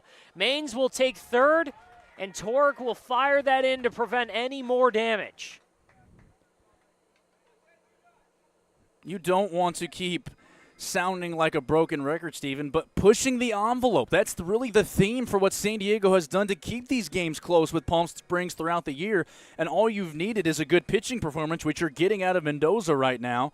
And you almost make Casey Dill think about bringing the infield in at this point. 1-0 pitch is fired upstairs. Ball 2. And EJ, it's a team that this comes natural to the Waves. It's been the way they've had to play the last couple of weeks. Again, they've been playing for their lives, basically. 2-0 pitch. Swing and a miss there. A good breaking ball below the zone. And Sanchez gets his first strike. It's 2-1 with 1 out. Easton Maines on third base after he stole second and advanced on the wild throw. Here's the pitch, and it catches the corner of the zone again. Batzer finding command of that breaking ball already. Well, he needs to be able to command more than 1 pitch in the strike zone to have a chance against San Diego. That's a beautiful pitch and is well received behind there by Reyes. 2-2 pitch by Batzer. Poked out and foul over the stands. And Batzer, we've seen him command that mid-80s, high 80s fastball, but it's been that curveball that's been so good. Batzer with the 2-2 pitch. Right on the corner, but just off the plate. Good pitch there, but it's a full count now. Batzer tried to drop a curveball out of the sky, but it was just wide. Here's the full count pitch. Inside, ball 4, runners on the corners. Brandon Sanchez on first, Easton Maines on third, and Andrew Ramirez coming up. Well, this opens up the proverbial playbook right now for San Diego, because with runners on the corners, you open yourself up to, we haven't seen them bunt a ton in this spot with your 3-hole guy up, but you open up the safety squeeze possibility, and with the way that Brandon Sanchez has been running, now the stolen base chance is on the table. So this is a dangerous spot here for Batzer, who's going to need to make a couple of pitches to minimize. Batzer looks down to third and fires, and the bunt attempt goes just foul. And you said it, EJ, first pitch, and they try and play some small ball here. Championship situations call for championship plays. You have to be able to do little things in order to execute and manufacture runs. We just saw it from Ramirez. Now the question becomes, does he keep the play on, or now do you allow your 3-hole man to swing with possibly another hole opened up by the bunt defense? And you said it perfectly, manufacture runs. The Waves were able to do that in the second game against the Power as that second pitch is fouled off into Sunrise Park. They got on the board early. They put so much stress on the Power in those early innings. It was walks, it was a couple hits, but again, the stolen bases and bunt attempts. But now it's 0-2 for Andrew Ramirez. Still just one out, though. Batzer fires. Running on the pitch was Sanchez, and he'll take second. No, he won't. It was in time. Sanchez had a good jump. It was a close play, but Alonso Reyes with the throw just got him. Well, that's just all exchange. Alonso isn't able to get a lot on this because he has to immediately go to that glove, and his exchange is so good and is able to put it right on the money for Dalton Thomas to make a good tag. It took a perfect throw, and he got it right there. 1-2 pitch. Right on the corner, gets him looking. Connor Batzer works around the jam and puts up another 0. Power going to the bottom of the fourth, down 3. We'll be right back after a break on the Power Broadcasting Network. There's something winning in the Agua. Catch all the action at 360 Sports at Agua Caliente Casinos. Watch your favorite teams on our giant wraparound screens. See live scores on the LED sports ticker. Win big with our bar top games and enjoy great twists on bar food favorites. And with 3 premier casino locations, 360 Sports is the ultimate fan experience. For more information, visit aguacalientecasinos.com. Hey, Power Baseball fans. Looking to hit a home run against pests in your home? Rudy's Pest Control is your winning choice. Rudy's Flex 80/90 Pest Control Plan offers effective and affordable protection with just 5 visits a year instead of the usual 12, so you'll have more time to do what you love. Visit rudyspest.com or call 760-746-PEST and declare, heck no, 12's gotta go. Rudy's Pest Control is your home run choice, so get started today. Think of the highest quality you can imagine. Now, think higher.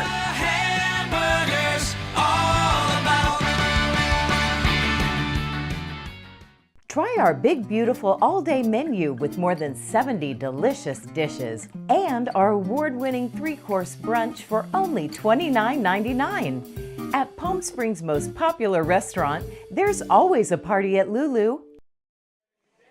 4-1 ball game here in the CPCL playoffs. Stephen Buxton, EJ Sanchez, glad to join you here today. And EJ, the heart of the Power lineup due up to start the inning, but in a game that has flown by, it seems like their chances are flying by while at it. Well, because you're seeing a really good pace right now being maintained by David Mendoza. He's not going to overwhelm you with the fastball. We've seen him run up to 83, but what he is doing is he's able to command both sides of the plate with multiple pitches. We've seen that slider start to make its way to a couple of swings and misses, and that's what you have to do. Playoff baseball, Steven, you can bang balls around the yard and play home run derby all you want. It comes down to pitching. Whoever's pitching better is going to win playoff games. This game has been around for 100 years, and it'll be around for 100 more, and anytime the philosophy of the game changes, it's always going to come back to pitching. And right now, San Diego is out pitching the Power, and it's going to take a couple of big innings in order to try to erase this deficit and try to claim Game 1. And EJ, we've said it every October, every time there's playoff baseball. Once you get in the dance, anything can happen. The Waves punch their ticket in, and right now they're riding in an unlikely hero, David Mendoza, coming in with a 4.2 ERA, has shut down the Power. Noah Blythe leads us off and takes a first pitch strike. Great breaking ball that Mendoza has been able to command all games so far.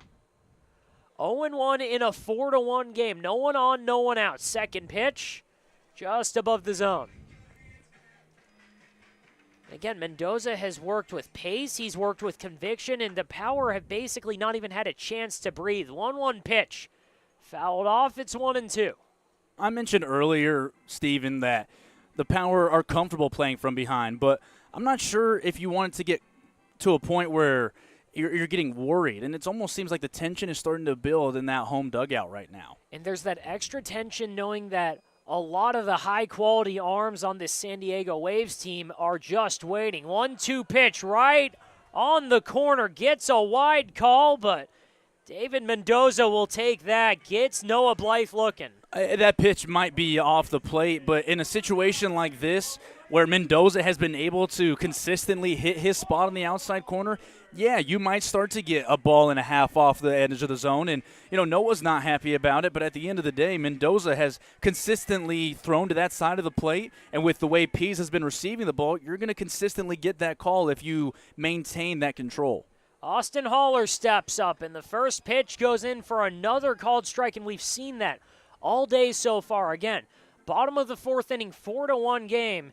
And David Mendoza has just pounded the zone. It feels like almost everyone in this lineup just woke up 0-1.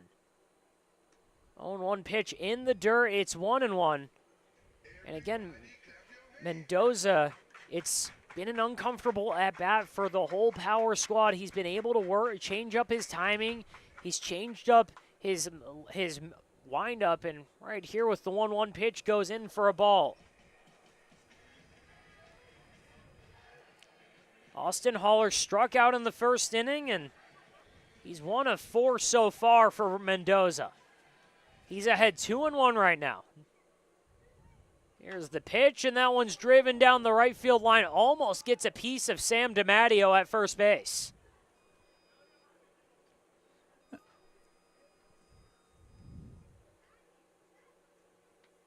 Sam DiMatteo still on the floor. Can't tell if I think he has a laugh going now. that really got a piece of him. It looked like it just missed him, but when you get a ball coming off the bat at 102, I'd be on the ground for a while.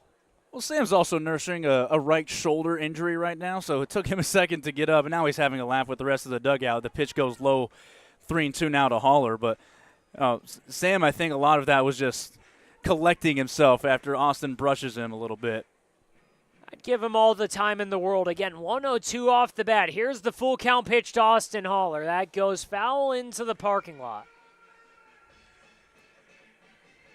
He's a guy who's been in and around baseball all his life. Again, he's the head coach at College of the Desert. And that's just the kind of moment that you love it. He's going to go back to the dugout, laugh it off, and again, everyone's just happy that everyone's okay. Full count pitch to Austin Haller. Driven straight to second base. Pham will field that, throw it down to first in time. 2 outs here in the bottom of the fourth. Now it's Andrew Rivas at the plate. On the point about everybody walking up to the plate 0-1, you ask yourself, Steven, why are they not being more aggressive on the first pitch? It's really a double-edged sword in that instance, because if you're swinging at the first pitch and you're not getting hits, you don't get to settle into an offensive rhythm if you're just swinging first pitch and getting out. So you really have to figure out how much you trust yourself on those first pitches, because if you don't, as this pitch is outside for a ball, then you can really start to get in your head and start mixing up approaches. And speaking of the rhythm, it feels like that's the first time David Martinez, his first strike rhythm has been broken as that one's fouled off. It's 1-1 now. But again, you mentioned the rhythm. It's so hard to get into that rhythm when he's getting ahead of everyone, and it's not just that fastball, it's been the breaking ball. 1-1 pitch. Inside, it's 2-1. 2-1 count with 2 outs, nobody on. Andrew Rivas at the plate. He flew out to right field in the second. Working out of the windup. That one's chopped down the right field line, foul. Rivas has been in this situation before. On Wednesday, when the Power only managed 4 hits in that loss to Inland Valley, he had 2 of them, and they were 2 doubles. He's more than comfortably being the guy to flip the script for a team whenever they haven't had the approach they've liked. 2-2 pitch. That one goes outside. It's 3-2.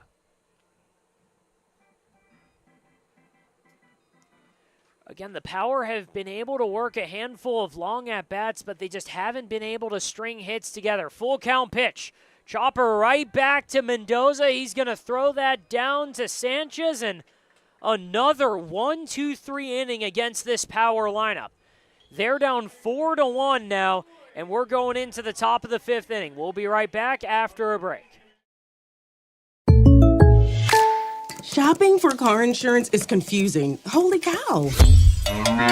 Great. Now we have a cow in our kitchen. Why did you say that? Because I don't know what coverage to choose. So just say the State Farm jingle. A State Farm agent can go over all your options with you and help choose coverage that meets your needs.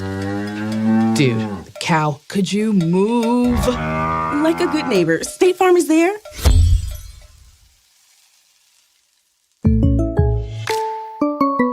Of outdoor living spaces in the desert, nobody does it better than Tessera.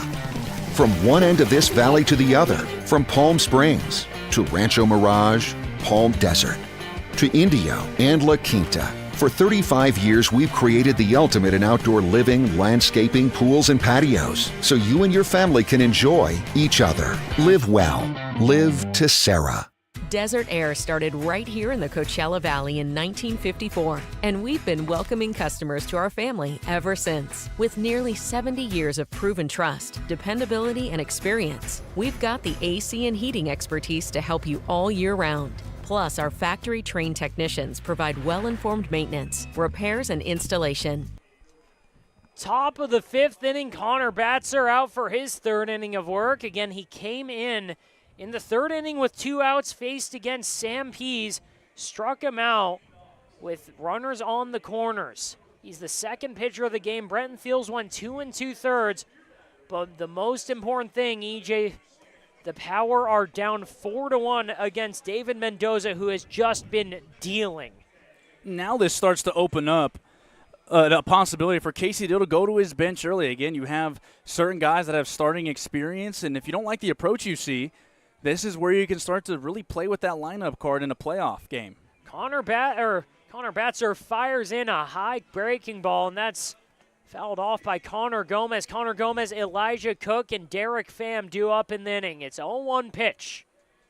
Inside, it's even at 1. And EJ, coming from Brenton Fields, who works not particularly slowly but deliberately, to Connor Batzer, who is already firing another pitch called a strike. It feels like you're just on 3x speed right now as the 1-2 pitch from Batzer. Swing and a miss. Good low fastball right there by Batzer to get the first strikeout. When your offense isn't clicking the way you would like it, it's all the more important to have a guy on the mound who's working with that pace and, more importantly, getting outs. And Connor Batzer is showing it off on that last fastball. A mid-80s fastball that Bats has really started to refine over the last couple of weeks, and that's why he leads the team in innings, because he's able to do that day in and day out. First K of the inning, 2nd K of the game, 4th for the Power overall, and another high fastball against Elijah Cook. It's fouled back, and it's 0-1 now. Connor Batzer already set and firing. That one's driven down the right field line, but foul. So close right there. Looked like it almost touched the bag. 87 from Connor Batzer.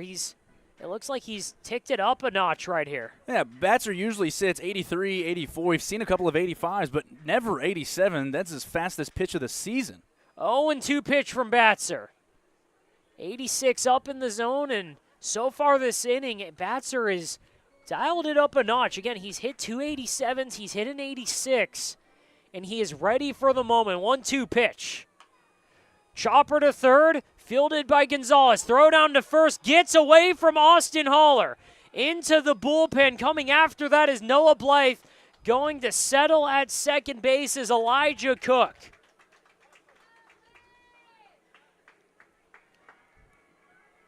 The E5 gets Elijah Cook on second base with 1 out for Derek Pham. Unfortunately, we didn't tell anybody the ruling on the second inning single by Derek Pham got ruled an error. So that's the second error of the game on Mike. And really, this just comes down to throwing on the run and how comfortable you are throwing on the run. It looks like Gonzalez just rushed it just a tad bit. And Austin has great hands at first base, but having to stay on the bag and pick that ball was going to be a near impossible task for any first baseman. Derek Pham up, and the first pitch to him is driven to right past Kashimoto's glove into left field. Elijah Cook will hold up at third base as Eli Brown was there quickly, and in shallow left field, they weren't going to test his arm. Gosh, this is quickly turning into the Derek Pham show. He's 3 for 3, a pair of RBIs, and keeps setting the table for the bottom of this lineup. That's the main thing you take away from this right now, Steven, is that the top of the lineup absolutely has done its job. But when you're talking about Derek Pham, Keon Sanchez, and Easton Maines, they have 5 hits amongst the 3 of them and 3 RBIs. And the big thing, already the third error of the game for the Power is the first pitch is 85 right down the middle, but just looking at that is Keon Sanchez. It's 0-1. He's got runners on the corners. Again, Elijah Cook on third base. Derek Pham on first. Throw back down to first. Not in time to get Pham sleeping. Power down 4-1 here in the top of the 5th inning. Pitch by Batzer. Up just high. It's 1-1.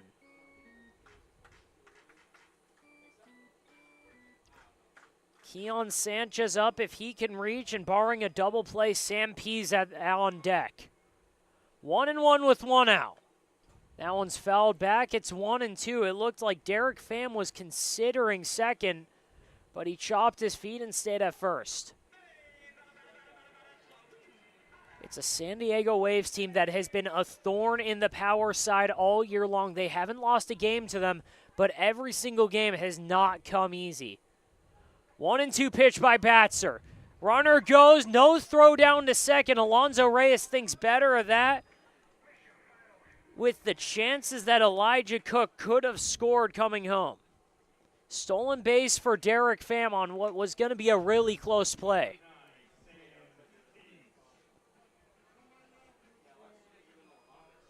The strikeout gets Keon Sanchez, but Sam Pease coming to the plate with 2 on and 2 outs.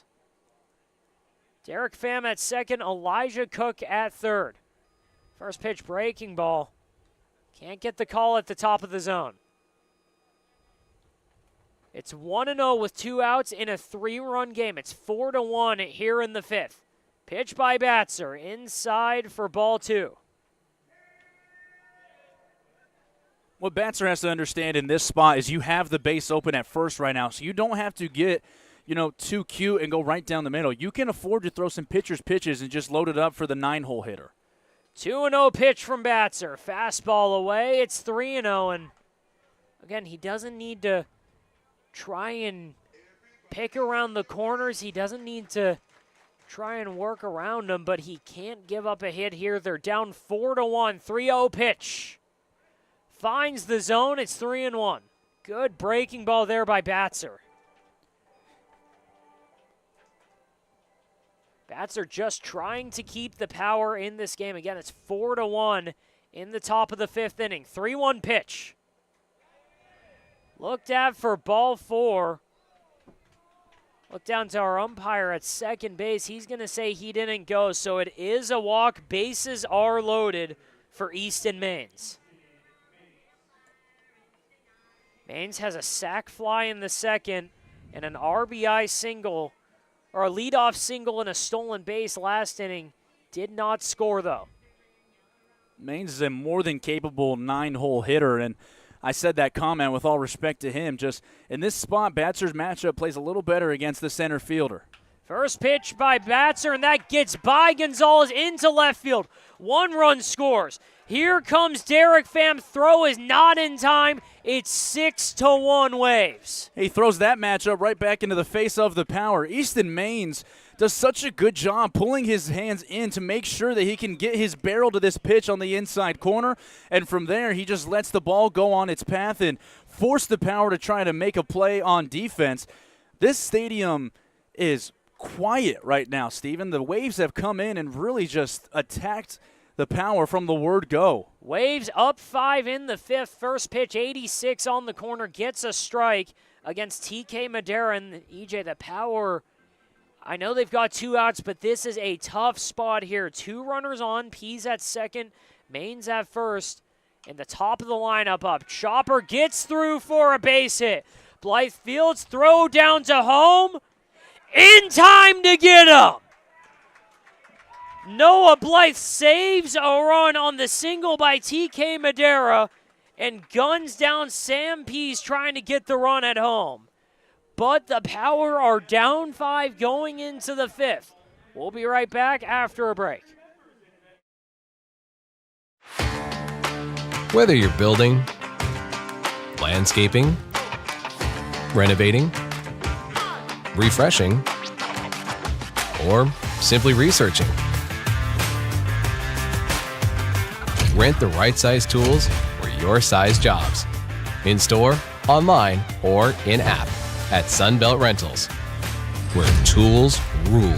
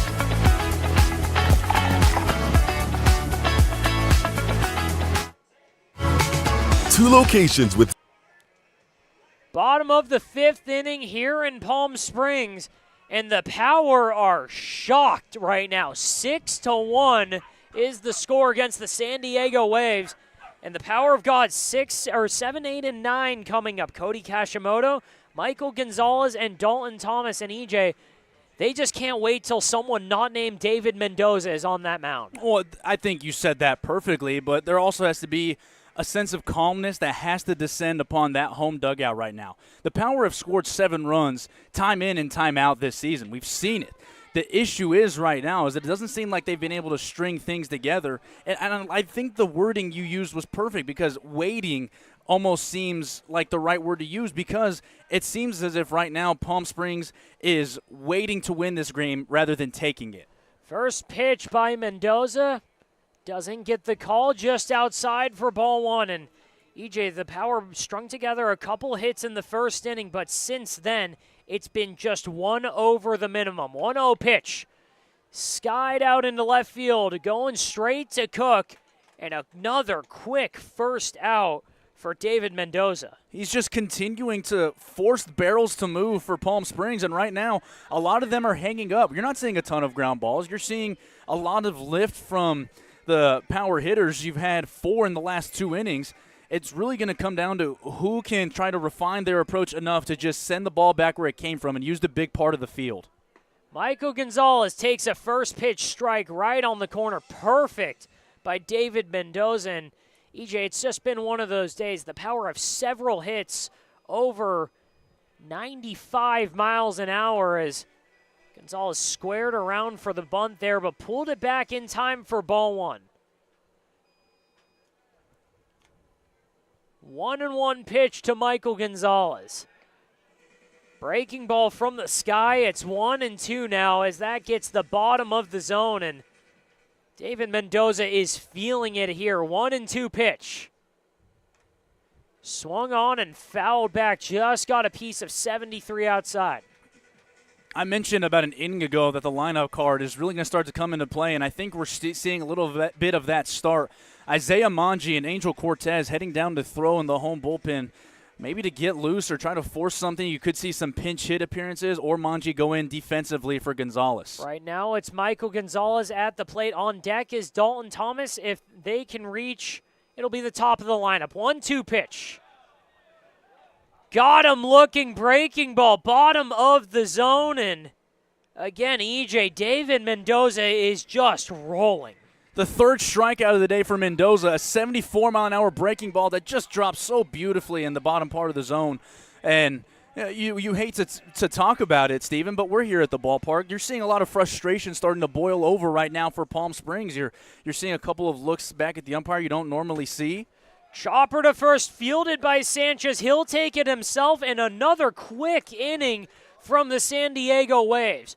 We're going to the sixth, and the Power are down 6-1. How do you define adventure? Riding the world's largest rotating tram car? Taking in SoCal's awe-inspiring views? Exploring over 50 miles of pristine wilderness? Enjoying casual or fine dining at 8,500 feet? Discovering our history? Experiencing our scenic trails? Getting that perfect souvenir? Whatever your adventure, you'll find it at the Palm Springs Aerial Tramway. Adventure at its peak. Begin your adventure at pstramway.com. Family setting, you know, we get into conversation, and it's comfortable here is what I guess I'll say. It's comfortable. The hot cocoa has whipped cream and sprinkles in the whipped cream in the hot cocoa. Very family oriented. You know, they cater to the kids. They got the coloring books and crayons, and they have kid-sized stuff about almost for everything that you would want. So young and old, everybody can enjoy it. It's the best. Made from scratch memories. Elmer's.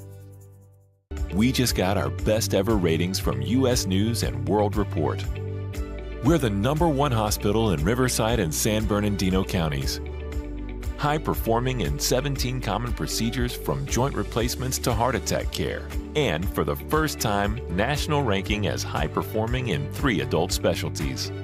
We're proud of these ratings, but what matters most, as always, is how we rate with you.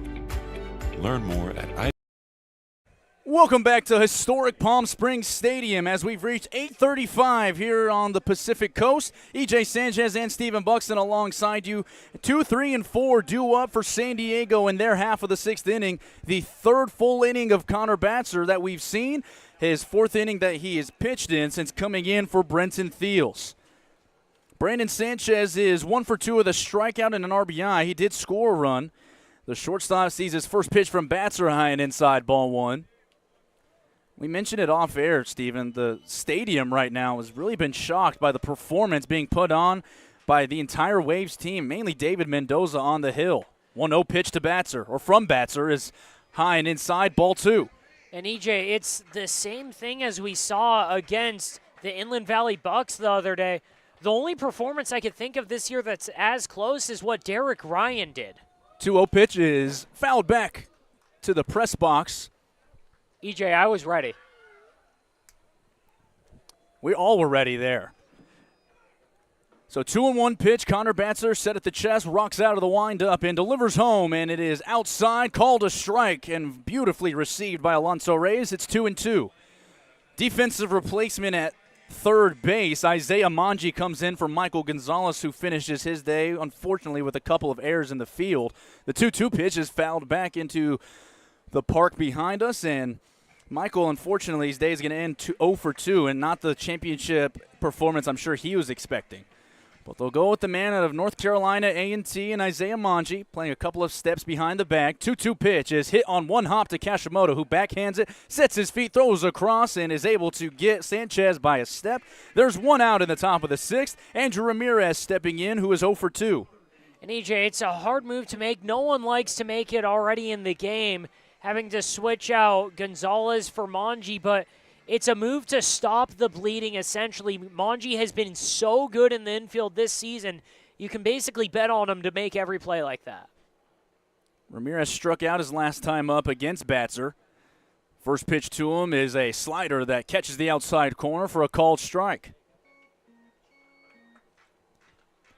San Diego, 6 runs on 9 hits. The Power, 1 run on 2 hits. Maybe the story, they've committed 3 errors. This ball is skied into left center field. Who wants it? Kashimoto calling for it in shallow left center field, and he'll put it away for the second out of the inning. First 2 have been retired in the top of the 6th. Connor Gomez steps in, the designated hitter for San Diego.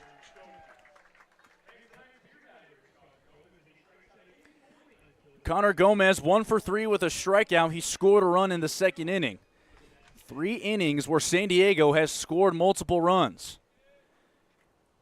Bats are set His first pitch to Gomez is swung on and missed. He blew a fastball by him at 86. And EJ's last at-bat looked a lot like this. He struck out to lead off the 5th inning against Batzer, but that's when he started getting in a little bit of trouble. Set to go on his second pitch, and it's outside and a little too outside. It's 1-1.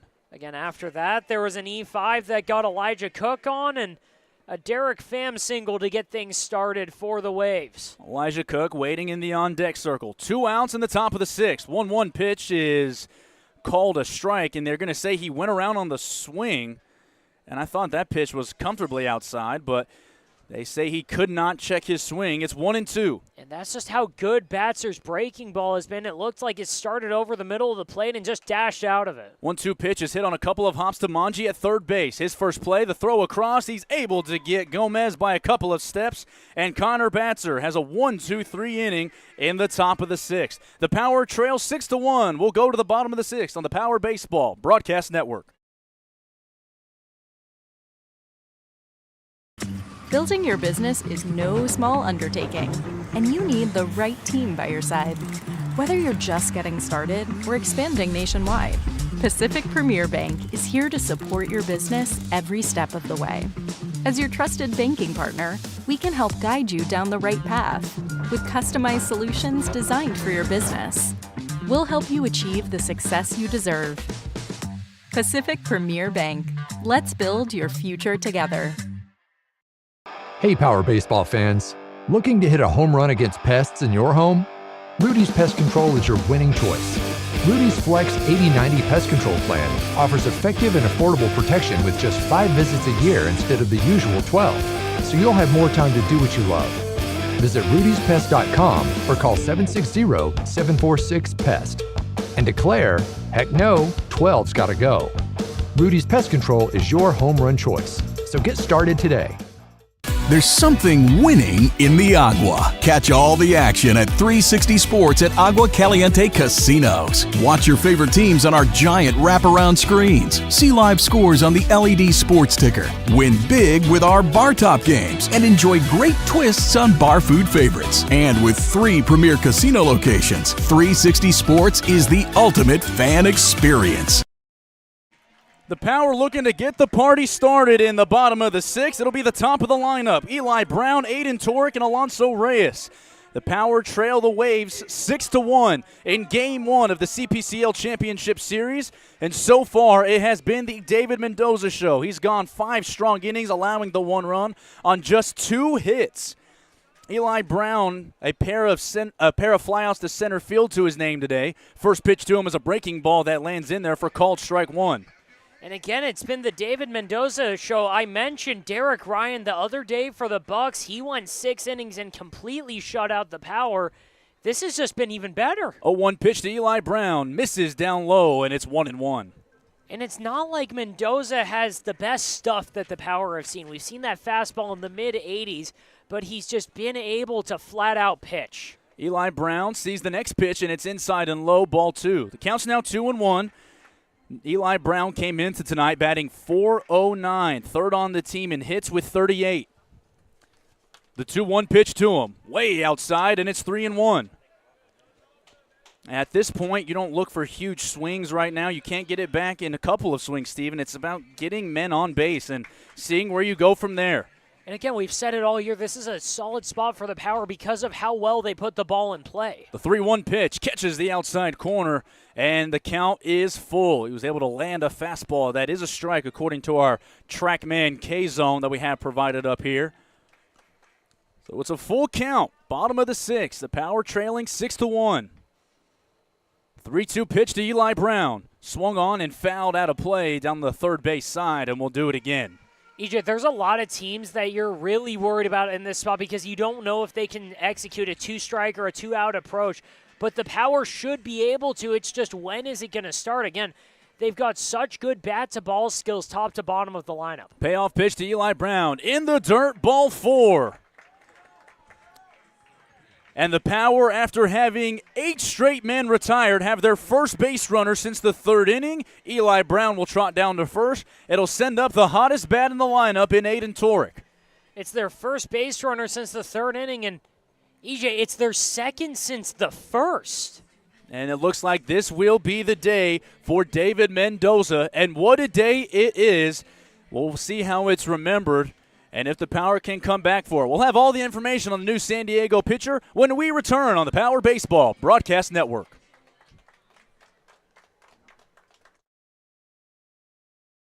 Building your business is no small undertaking, and you need the right team by your side.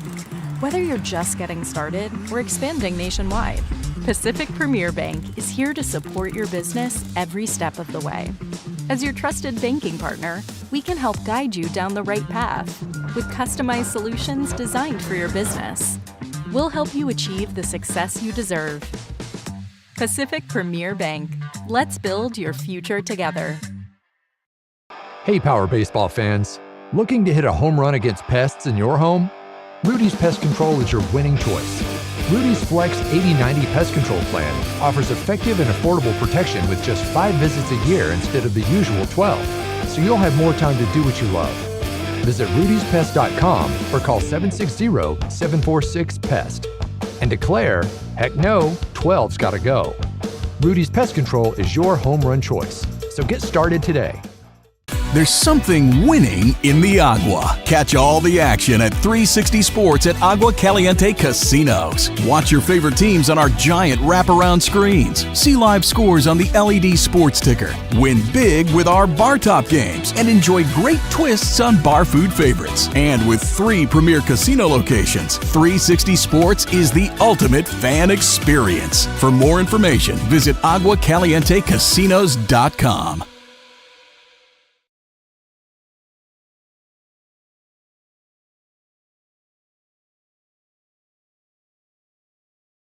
Chance Wallace is the new pitcher for San Diego as we bring you back into the Power Baseball Broadcast Network.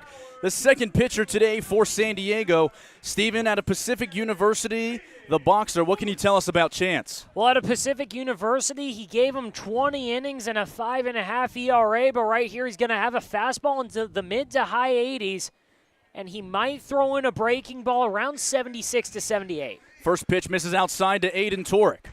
Eli Brown led off the inning with a walk, and it was the last batter for David Mendoza.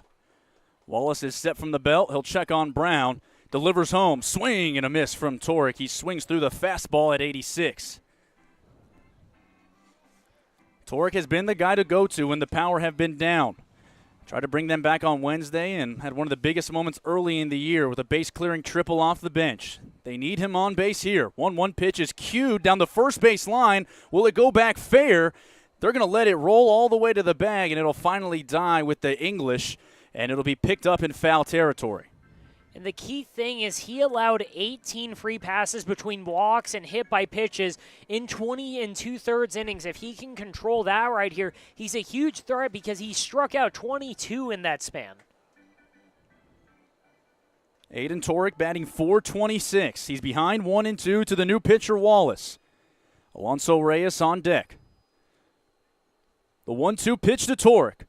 Check swing outside corner, and they're going to have a mound visit. Sam Pease saw something he didn't like, and he's going to go talk to Wallace. It'll be a ball outside. It's 2-2.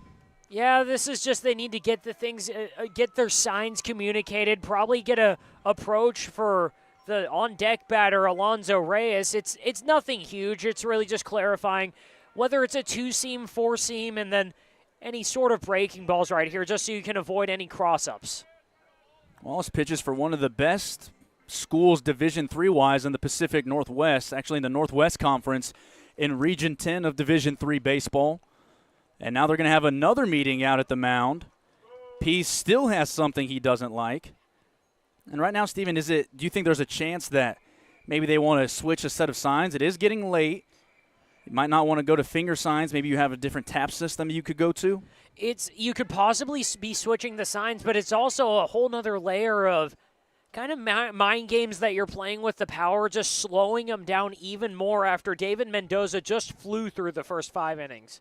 Brown off first. The 2-2 to Torek. Inside, and it'll go full. And it's not like he's got the overpowering stuff. That fastball's 85 to 87, but it's coming from a different side, and if he knows how to pitch, it'll be a tough at-bat. Payoff pitch to Torek.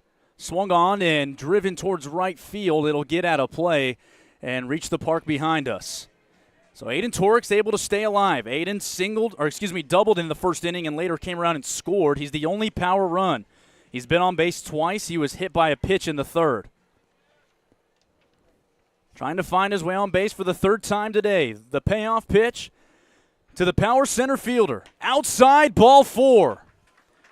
Back-to-back base runners to kick off the 6th inning for Palm Springs. Alonso Reyes will step in with no outs and 2 men on.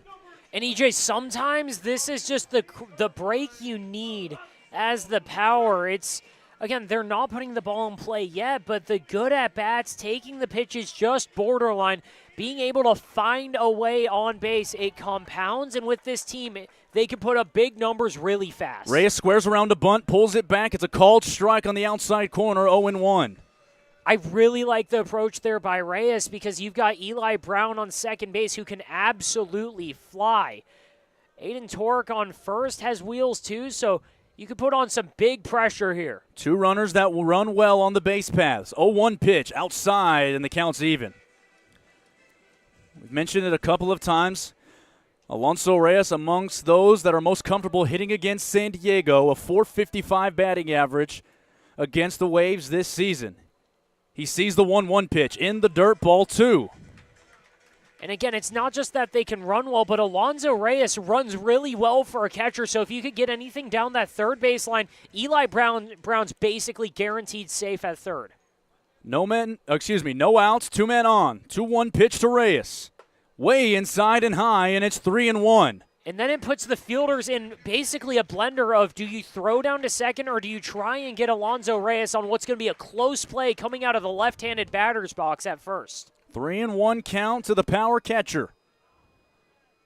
Wallace delivers. Sent on into left field, and it'll reach out of play as it's trailing towards the concession stand on the third base side, and the count is full.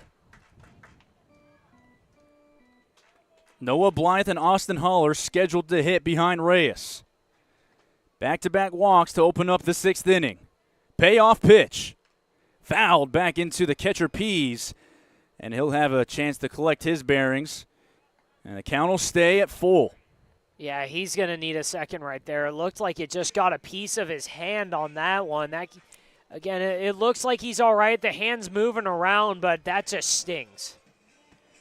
The Power have had a knack for late-inning heroics. You have the walk-off win against Inland Valley. You have the game-winning hit against the PSCL All-Stars on July 4th. They've been called a couple of times to do it late. You're not necessarily counting out yet if you're San Diego, but it's getting towards the middle innings and time for the Power to start manufacturing runs. If you're a San Diego fan, you're hoping to minimize. Another payoff pitch to Alonso Reyes from Wallace. Outside and low, ball 4. 3 straight walks. And EJ, with Alonso Reyes right there, you're never really looking to drive the ball. You're just hoping. All you're trying to do is not make it out. You're just trying to pass the baton to Noah Blythe, to Austin Haller. Just keep the chains moving because right now on that mound, Chance Wallace hasn't been able to find it. There will be a mound visit right now between Wallace Pease and the pitching coach for San Diego. If you're just joining us, the Waves lead the Power 6-1 in the bottom of the 6th. The Waves got a big boost from starting pitcher David Mendoza, who went 6+, giving up the 1 earned run on 2 hits and 4 strikeouts. He's responsible for Eli Brown at first. And I said summer of love because you have the man at the plate who has done it time and time again this season for Palm Springs. Noah Blythe, the right fielder, steps in. He's 0 for 2. He struck out in his last at-bat in the 4th. The team leader in RBIs and virtually anything else important. He has the chance to make his biggest imprint of the season. First pitch swinging, sends it into center field. Easton Maines has a play. He makes the catch in center. Tagging from third is Eli Brown, and Aiden Torik got caught between second and third, but the ball squirts past the shortstop Sanchez, and Torik is able to get back to second. But it's another RBI for Noah Blythe, and it's 6-2 in the bottom of the 6th. And EJ, that's why you're not necessarily trying to go all out aggressive here in the approach. It's just trying to string together some base runners, trying to string together some momentum. Just get your team to be alive, basically. And right there, Noah Blythe does all he needs to do, just gets the power on the board again for the first time since the first inning. Austin Haller steps in. He's 0 for 2 with a strikeout in the first and a ground out to second in the fourth. The first baseman who has really played first base for the second half of the season after starting the season at second, coming into today, batting .369. Wallace steps off, collects himself, now steps back on. Torque remains at second, Reyes at first. Power chipping it away at a 5-run deficit that is now 4. 6-2, first pitch to Haller. Called strike, and landing the slider was Wallace. It's 0-1.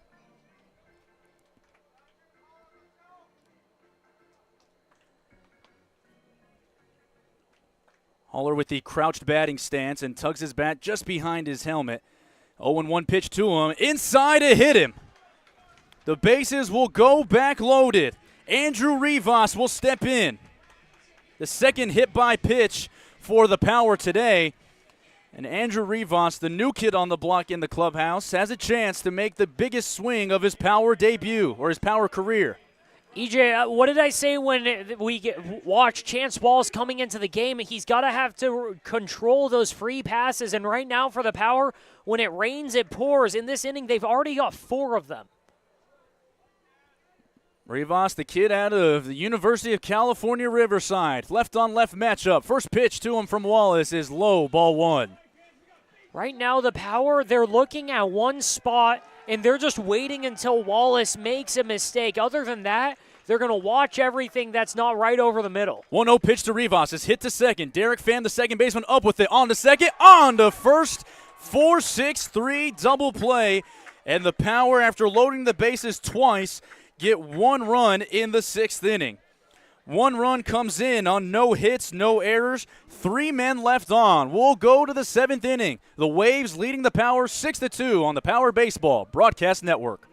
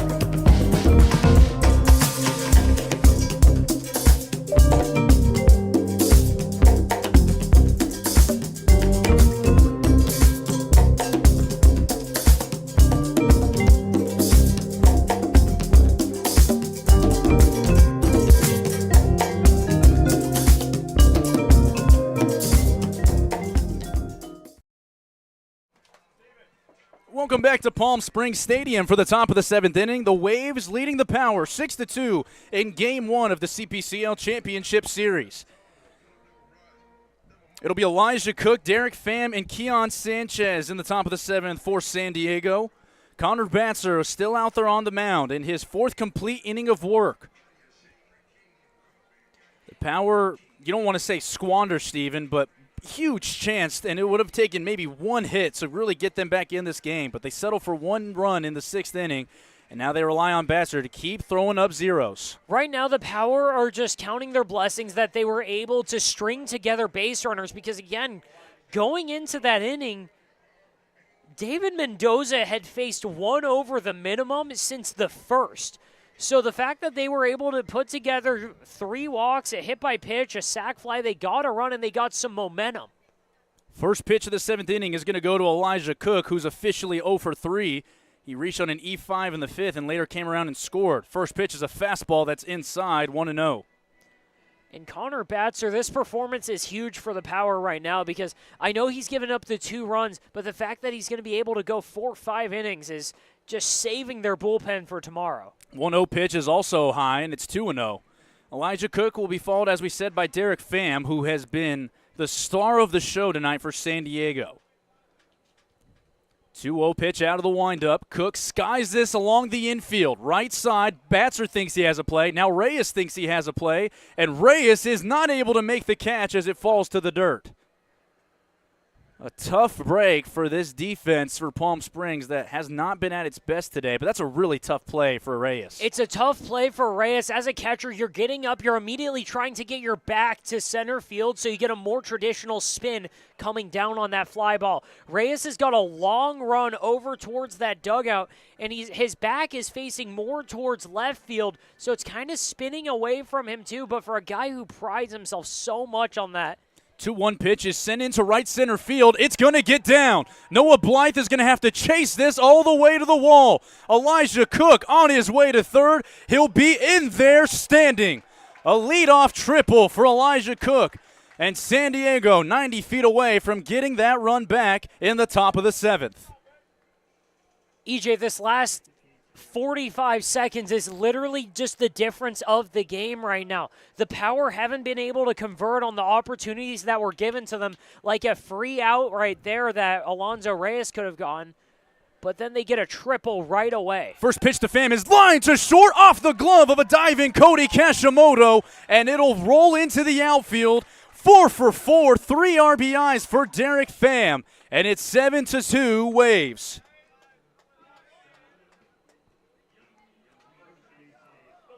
And EJ, it's just the Power are getting the taste of their own medicine. This is a team that's just putting the ball in play more than the Power are. They've had already a couple plays just like that one, and it's just 1 inch too short on the glove for Kashimoto. First pitch to Keon Sanchez, the first baseman, is a slider that catches the zone, 0-1. Steven, right now, this is a game of Murphy's Law if you're a Palm Springs fan. What can go wrong is going wrong.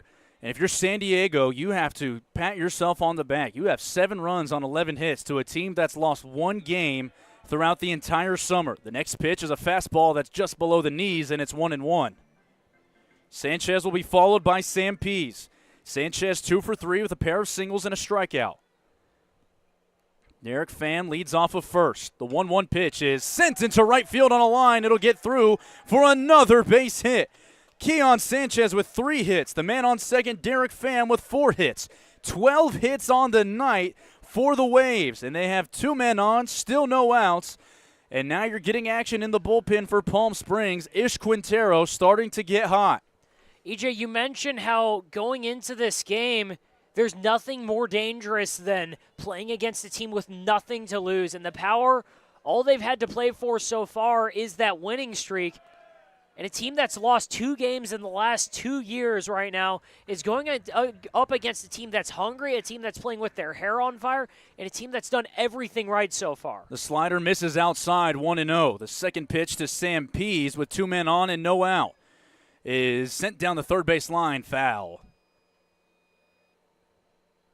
Easton Maines waits on deck. San Diego really, when you talk about what you just mentioned, Steven, and not having anything to play for, now there is something to play for. The CPCL championship always was the goal, the premier goal. The second one was to go undefeated.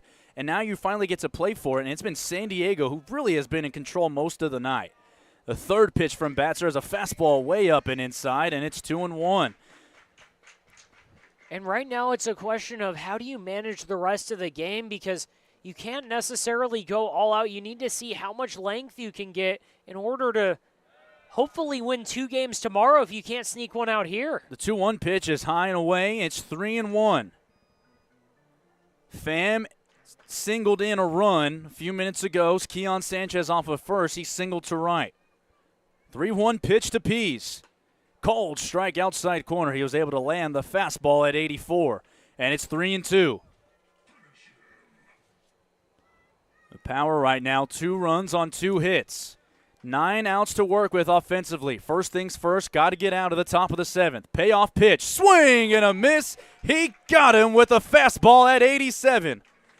Reached back for a little extra. Connor Batzer has his 4th strikeout and a huge first out in the top of the 7th.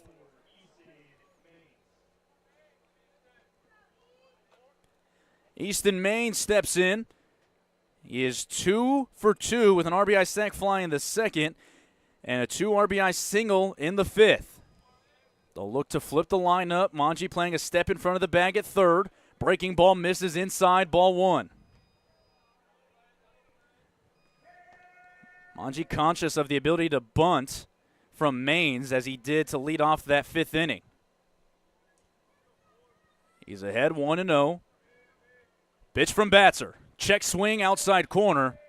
Not called a strike on the pitch, but it's called a strike as they check it down to the field umpire, and the count's even at 1.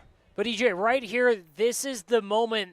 This is why Isaiah Manji is in the game. That strong arm from third base, he's been so sure-handed, you can almost guarantee an out most of the time when it's hit to him. 1-1 pitch, and a tough guy to double up in Easton Maines. Slider's able to catch the inside corner for strike 2. Connor Batzer starting to find his release point again after giving up back-to-back hits, and really 3 straight hits to open up the inning. He's coming off of a strikeout of Pease. Has the sign he likes from the first base side of the rubber. Looks, delivers home. This ball's sent to right field. It'll get out of play. Connor Batzer out of Cal State San Bernardino. Didn't get the typical amount of innings that he's used to, and you talk to him around the clubhouse, and he's okay with leading this team in innings. He's getting the reps that he is desperately wanted that he didn't necessarily get in the spring. He's been relied upon time and time again. He's in a big spot here. The 1-2 pitch to Easton Maines just misses outside. It's 2-2. They'll flip the lineup. TK Madero, the leadoff hitter, and the right fielder today, waits in the on-deck circle. Batzer set at the belt. Deep breath, checks on the runner at second, comes home. Swing and foul down into the dirt behind him, and we'll do it again at 2-2.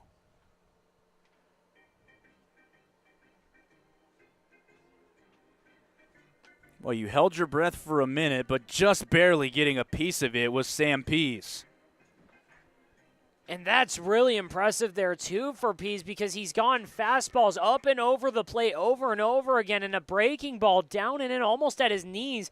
I don't know how he even got a piece of that one. The count's still at 2-2. Batzer delivers home. Swing and a miss, and this time he's got it. 5 strikeouts for Connor Batzer.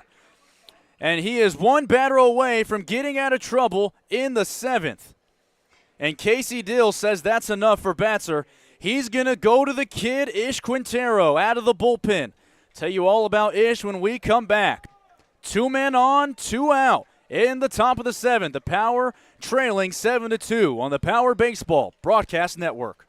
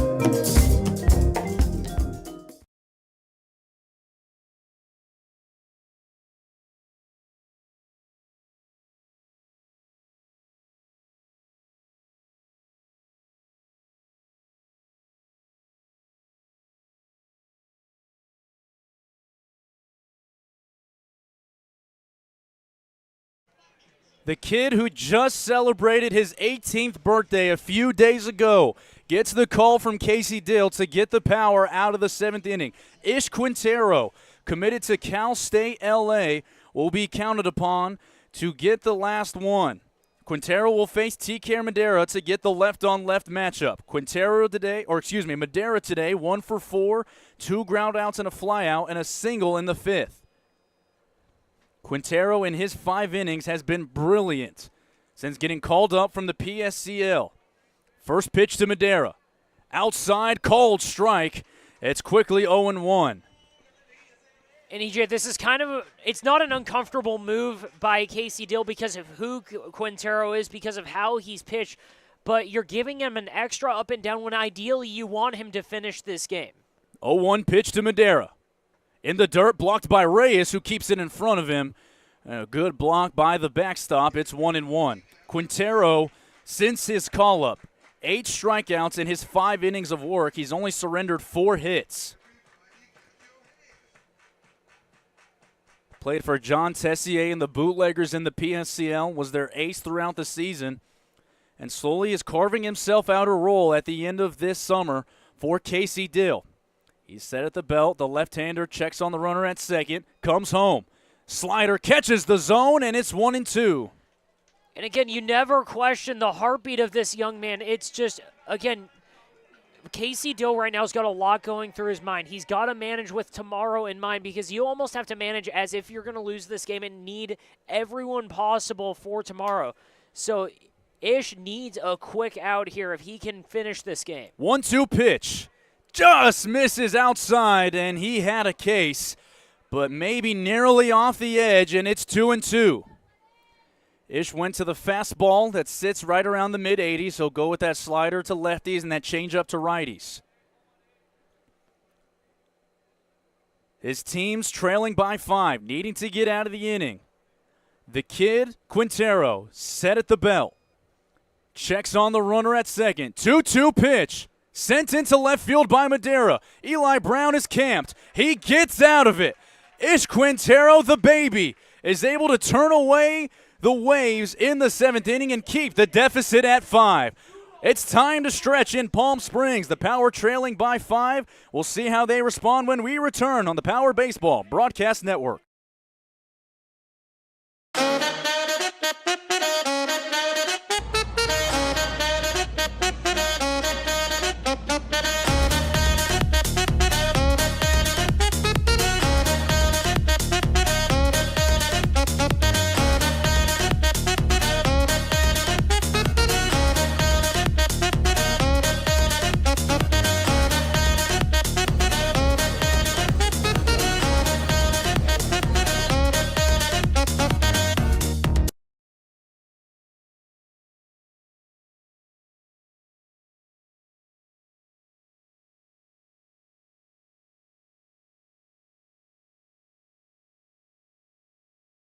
There's something winning in the Agua. Catch all the action at 360 Sports at Agua Caliente Casinos. Watch your favorite teams on our giant wraparound screens. See live scores on the LED sports ticker. Win big with our bar top games and enjoy great twists on bar food favorites. And with 3 premier casino locations, 360 Sports is the ultimate fan experience. For more information, visit aguacalientecasinos.com.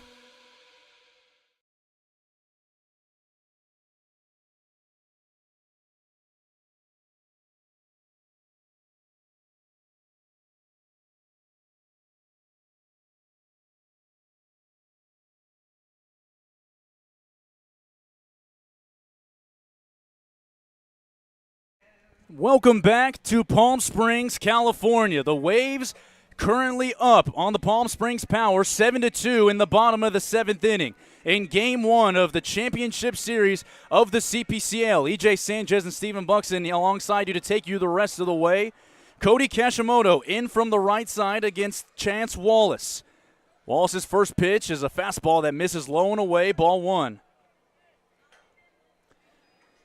Kashimoto 0 for 2 with a ground out and a fly out to his name today. Isaiah Manji waiting for his first at-bat in the on-deck circle. Second pitch also low and away, 2-0. And EJ, it's something we don't see all that often. Cody Kashimoto batting right-handed. They've got a lefty out there. Last time we saw it, he walked, stole a base, and scored in Game 2 against the Waves. 2-0, and this one is low and inside. It's 3-0 to Cody Kashimoto. 7-2 game in the bottom of the 7th. The Power just needing base runners. 3-0 pitch is well inside and high. It's a leadoff walk for the Kaneohe Kid as he'll trot down to first, and Isaiah Manji will take his first at-bat. And EJ, right now there's not a ton of pressure to need to string together hits, but you do need to put together a long inning. If they put up something like last inning, it's okay, but you're getting to the point where you almost need to have a crooked number up there every inning because you only have 9 outs to play with. Manji came in as a defensive replacement, batting .246. The fastball from Wallace able to just nail the outside corner. It's 0-1. Isaiah Manji from North Carolina A&T, looking for a home next year, currently in the transfer portal. The 0-1, just low, and it's 1-1. Isaiah, at the beginning part of this season, Stephen, if you remember, way back in early June, he was a really key member of this lineup. And since then, he's struggled a little bit to get consistent offensively. He's struggled with the strikeouts, but he's been trusted by Casey Dill. There goes Kashimoto off for second, and Cody Kashimoto in there with a slide. Kashimoto's 12th stolen base of the season, and now there's a man in scoring position. Called strike on the pitch. It's 1-2 to Manji. Yeah, EJ, you said it. Manji was really good to start the year. He's been in a slump, but the most important thing, he's been taking good at-bats lately. He had a hit yesterday, and a hit here could score Kashimoto. All is forgiven with an RBI hit here. 1-2. Down the right field line, and it'll get out of play. I like the approach there, though. If you could work that right field line, get something down, Kashimoto will score, and Manji runs well. He has a chance at a triple there. The second baseman, Derek Pham, holding on Kashimoto at second, is opening up a large hole on the right side of the infield. Manji chokes up slightly, waves the bat just above his helmet and out over the plate. 1-2 pitch. Sent up the middle on a couple of hops. Pham, the second baseman, has it, throws to first for the out, and there's one away. Kashimoto will advance to third, so he'll stay there while Dalton Thomas comes to the plate. The second baseman 0 for 2 with a strikeout in the third and a ground out to first in the fifth. EJ, that's how big that stolen base, though, is by Kashimoto. If he doesn't steal that, that's a double play and 2 outs. Now you've got Kashimoto on third, and Dalton Thomas could score him with a sac fly here. Infield playing back, conceding the run should Dalton hit a ground ball in the middle of the field. First pitch is outside, ball 1.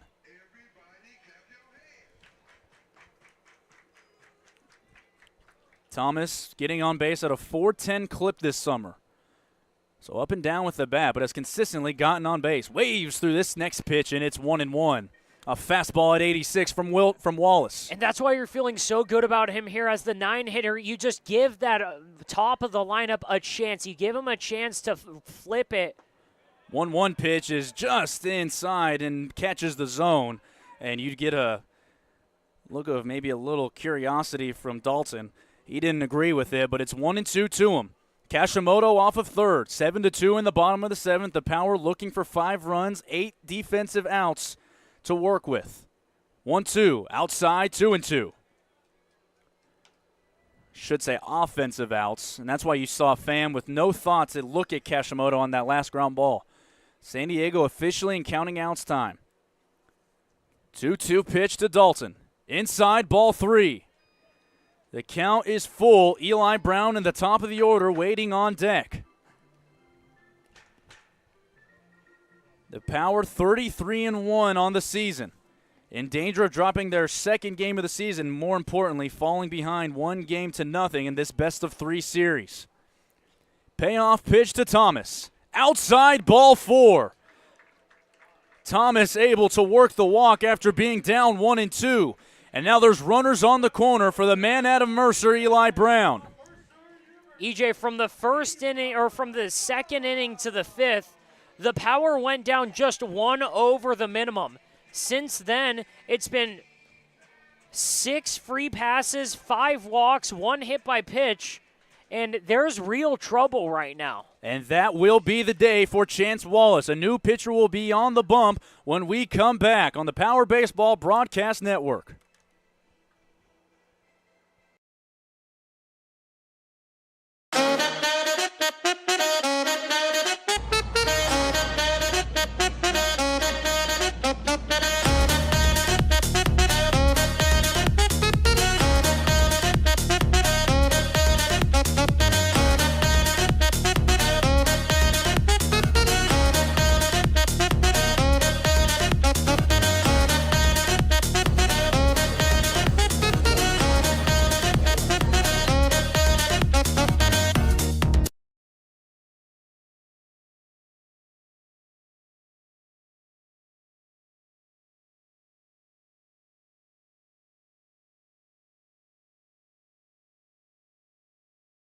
There's something winning in the Agua. Catch all the action at 360 Sports at Agua Caliente Casinos. Watch your favorite teams on our giant wraparound screens. See live scores on the LED sports ticker. Win big with our bar top games and enjoy great twists on bar food favorites. And with 3 premier casino locations, 360 Sports is the ultimate fan experience. For more information, visit aguacalientecasinos.com.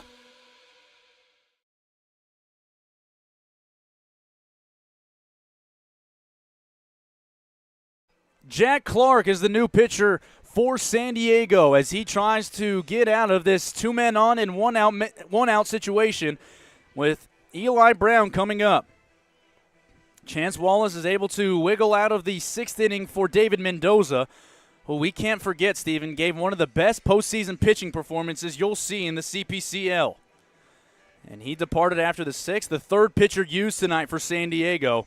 Eli Brown, who walked his last time up and scored, has also a pair of flyouts.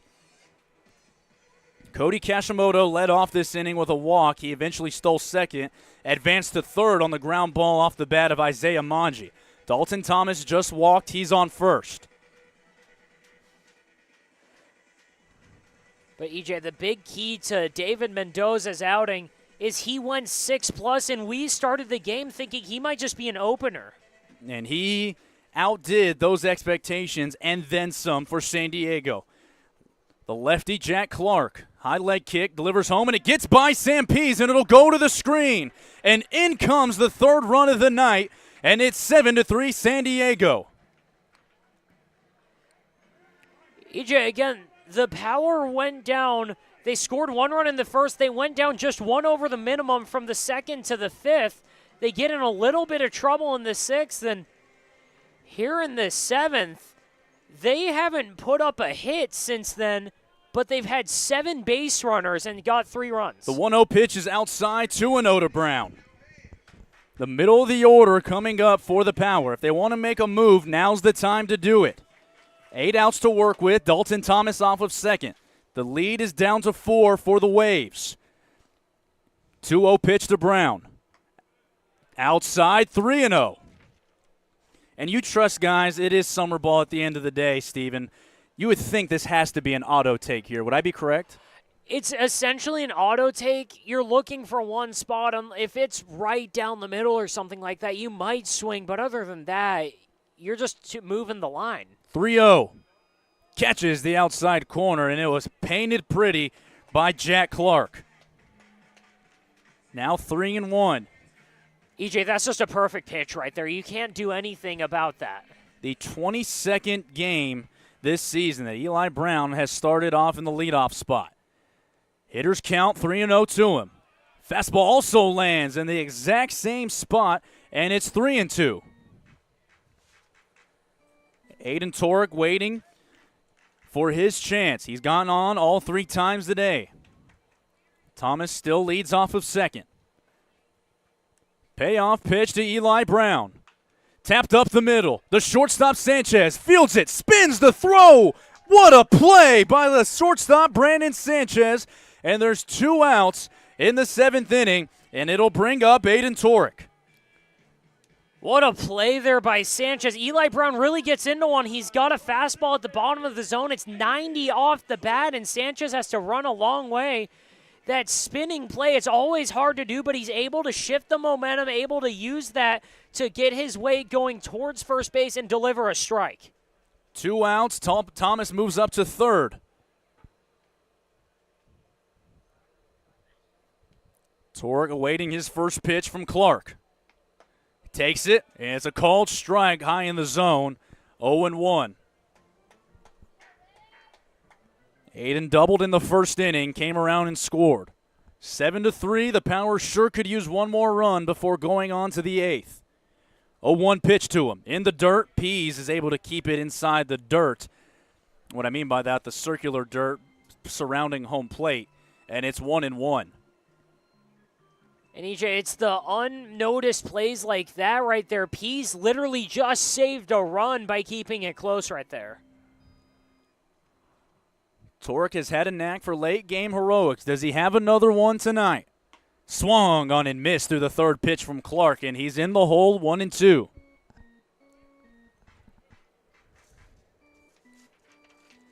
Aiden Torek over his last 8 games, 6 extra base hits, 2 doubles, 2 home runs. He's 13 for his last 29. Jack Clark's 1-2. Upstairs, ball 2. Fastball at 87. You could, in essence, pitch around Torek and go left on left with Reyes, although with a 4-run lead, you don't really see the need to do that if you're San Diego. 2-2 pitch is fouled back to the screen. Torek was on that pitch, and it'll stay 2-2. And he's doing anything about or other than pitching around him. Jack Clark not even thinking about that. Fastball right down Broadway, your best versus my best. And Aiden Torek just missed that one. Confident swing from Torek. Another 2-2 pitch. Outside, 3-2. Alonso Reyes hoping to have a chance to drive in some more runs in the on-deck circle. The Power 3 runs on just 2 hits. Just remarkable that they're still in this game. 7 runs on 12 hits conversely for the Waves. 3-2, 2 outs. The pitch to Aiden Torek. Fouled back, and we'll do it again. He's able to stay alive, and we'll get some new baseballs to our home plate umpire. The only 2 hits today have come from the man at the plate and the man in the on-deck circle. Torek with a double, Reyes with an RBI single way back in the first. Another payoff pitch from Clark. Also sent out of play, this one towards the right side, and Torek hanging with that fastball in the high 80s right now.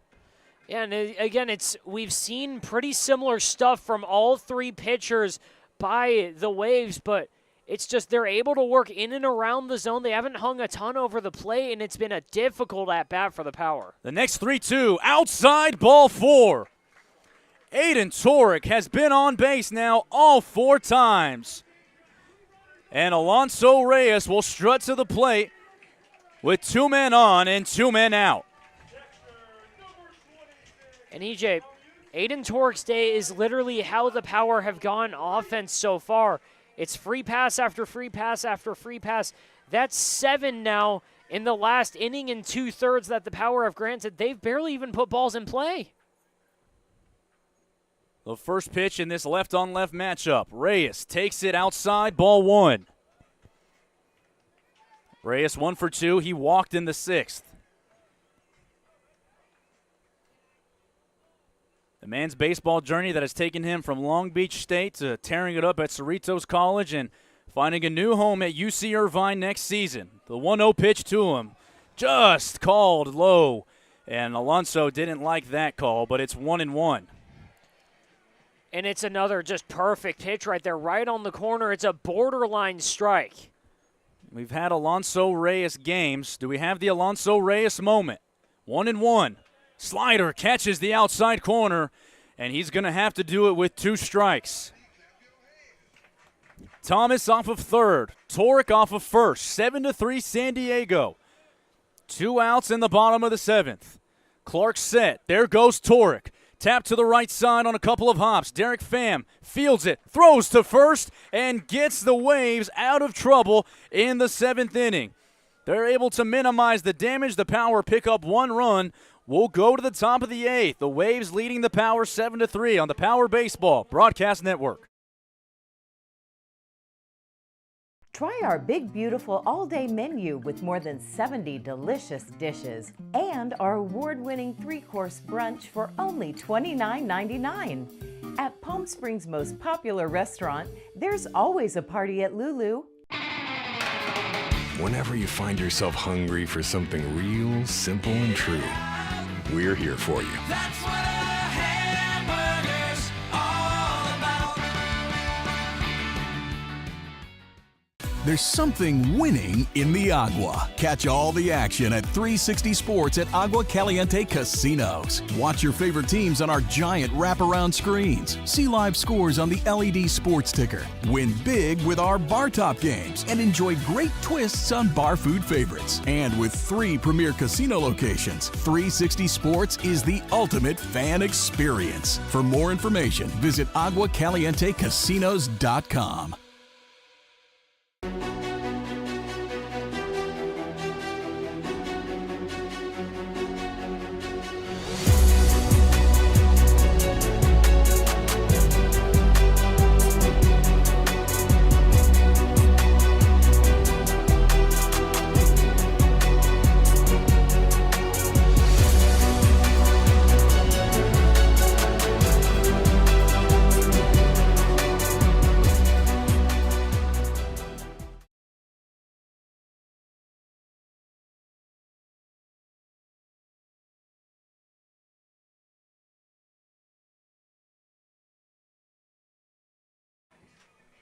Brandon Sanchez, Andrew Ramirez, and Connor Gomez, the 2-3 men for San Diego, are scheduled to hit in the top of the 8th. The Waves holding a 7-3 lead over the Power, and the first clean inning that Ish Quintero gets to work with after coming in to finish off the 7th inning. He induced a flyout from TK Madera. First pitch to Sanchez is fouled back. It's 0-1. Sanchez has been so relied upon this season for San Diego, coming into the week with a 455 average. The 0-1 pitch to him is skied on the right side, and it'll get out of play and reach the bleachers. And EJ, right now, last inning, they put out Ish Quintero with 2 outs, and he was able to get the quick fly ball by TK Madera. Wasn't too long of an inning, so 0-2 pitch misses outside. Ish not able to snap off the slider. It's 1-2. It wasn't too long of an inning, so now he's back out there. It's a clean inning. He's got 6 outs. That's his only goal. As long as he can put up 2 zeros, he'll have the power in a good spot. 1-2 pitch from Ish outside, and it's 2-2 now. He missed back-to-back. This time he missed with a fastball that came in at 85. The Waves, 7 runs on 12 hits tonight. They really got after Brenton Thiels. Brenton Thiels' final line, 2 2/3, 4 runs on 6 hits. The 1-2 pitch to Sanchez is sent into left field, hooking down the line, foul. Sanchez off the bat, gave it a couple of hard steps out of the box and slowly started to tail off. He's able to fight off that pitch from Quintero, and the count will stay at 1-2.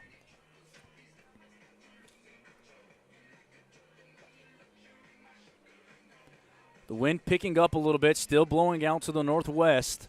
Haven't seen too many extra base hits tonight. The one you can think of is the leadoff triple from Elijah Cook last inning. Another 1-2. Driven into left center field. Coming on is Torek. He'll call off Brown and put it away by his chest for the first out of the 8th inning. And here comes Andrew Ramirez. And EJ, I know Ish is young. I know he just turned 18, but this is a guy you can be confident about because of the body of work he provided in the PSCL. And right here, it's the high pressure. It's the biggest stage he'll get. The stuff should play up. And again, he knows this is it for his season. He's got to lay it all out on the line here. Andrew Ramirez 0 for 3 with a strikeout and a walk. He scored in the 2nd inning. He sees the pitch from Quintero, and it misses the outside corner. Or they catches the outside corner, excuse me. Okay, it was a delayed strike call. It's 0-1. Quintero rocks and delivers out of the windup. Check swing from Ramirez. They send it down to first, and they say he did not go. So the count even at 1-1. To get back to your point, Steven, Quintero, if you look at him, you would not think that he has yet to step onto a college campus. I mean, his composure, his demeanor on the mound, when you talk to pitching coaches, that's usually the first thing they look for. Stuff is stuff, but at the end of the day, is can you command the rubber? And Ish well beyond his years in that department. He gets a swing here from Ramirez, and he's able to get ahead 1-2. And Ish has been basically the definition of stability. He's never too high, never too low, but you know what to expect from him every single time out there. 1-2 pitch from Quintero. Fouled back to the screen. He tried to go high with a fastball, and Ramirez was able to fight it off. And what I mean by that are the results are almost always good when Ish is out there, but you never see him get too high on a strikeout, too low on a walk. He's always just so composed, and he looks so comfortable out there. Quintero out of the windup from the first base side of the rubber. Comes home with the 1-2. It's poked to the right side, and it'll get down for a base hit. Andrew Ramirez has his first hit, the 12th hit of the game.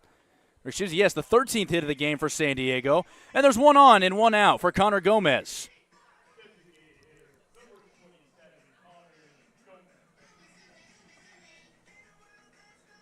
The designated hitter tonight for San Diego singled in the second inning. Later came around and scored, officially 1 for 4. Like we said, it's really been the bottom half of that order that has done the damage tonight for the Waves. Quintero takes a check on Ramirez, delivers home, and the fastball misses, just low and away into the left-handed batter's box. 1-0. 7-3, the Waves lead the Power in Game 1 of this championship series. Quintero mixes up his looks, delivers home, and it's a swing and a miss from Connor Gomez. It's 1-1. The Waves came into tonight, Steven, 20-20 overall, 10-10 in CPCL play. The epitome of consistency. Never got too high this season, never got too low, but consistency really can get you to this point and give you a level-headed team that has shocked the CPCL world as of right now. The next pitch is fouled back, and Quintero once again gets ahead of a hitter. It's 1-2. And with Quintero right here, again, you're going against a team that's playing with their hair on fire right now. They're playing the game of their lives right now. Quintero it's an approach he's used all year. He just gets soft contact, and if he could pitch something low, look for the breaking ball down low here to try and get a ground ball. 1-2 pitch to the designated hitter for the Waves. 1-2 is sent into center field. Torek has to get on his horse, and now he'll finally be able to relax and put it away over his shoulder in the right center field alley. And there's 2 outs in the top of the 8th. Here comes Elijah Cook. Well, EJ, so much for the low breaking ball. He gets a fastball upstairs, but he still gets under it, just floats it out to Aiden Torek and gets the out. Again, Ish Quintero, it's not the strikeouts, it's not how he works in and out of counts. It's just the fact that he trusts his fielders, he trusts his stuff, and he's able to use everything that's given to him. Palm Springs playing a deep outfield. A huge gap in the left center field for Elijah Cook, who tripled and scored last inning. His first pitch is a fastball that rides high, and he takes it for ball 1. Manji playing close to the line down at third. Kashimoto playing normal depth at short. Thomas with his heels on the outfield grass at second. 1-0 pitch. Swung on and missed. He waved at the fastball at 85. Quintero's able to even the count at 1-1. But EJ, it is that issue, that massive left center field gap. If anything lands in that, that could be the backbreaker for the Power right now. That will score Ramirez from first. Quintero set. He'll check on Ramirez. Comes home with the 1-1, and another swing and a miss, this time with the slider for Ish. And it's 1-2 to Elijah Cook. In the bottom of the 8th, the Power will send Noah Blythe, Austin Haller, and Andrew Rivas to the plate. They'll be chasing 4 runs if Quintero can get out of this inning. 1-2. Couple of checks. Here it comes. Swing and a miss. He got him. Ish Quintero with his first strikeout. And he keeps the Power in the game and turns away the Waves in a scoreless 8th inning. 7-3 San Diego. We're going to the bottom of the 8th. We'll be right back on the Power Baseball Broadcast Network.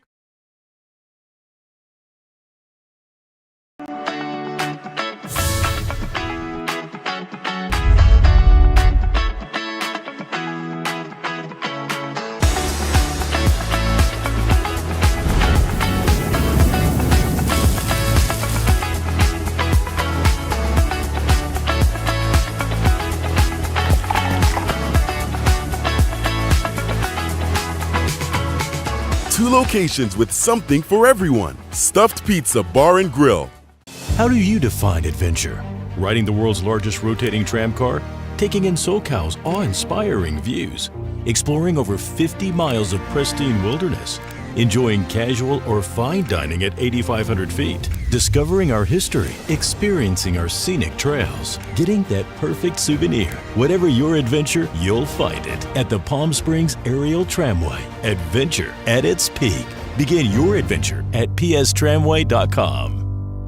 Desert Air started right here in the Coachella Valley in 1954, and we've been welcoming customers to our family ever since. With nearly 70 years of proven trust, dependability, and experience, we've got the AC and heating expertise to help you all year round. Plus, our factory-trained technicians provide well-informed maintenance, repairs, and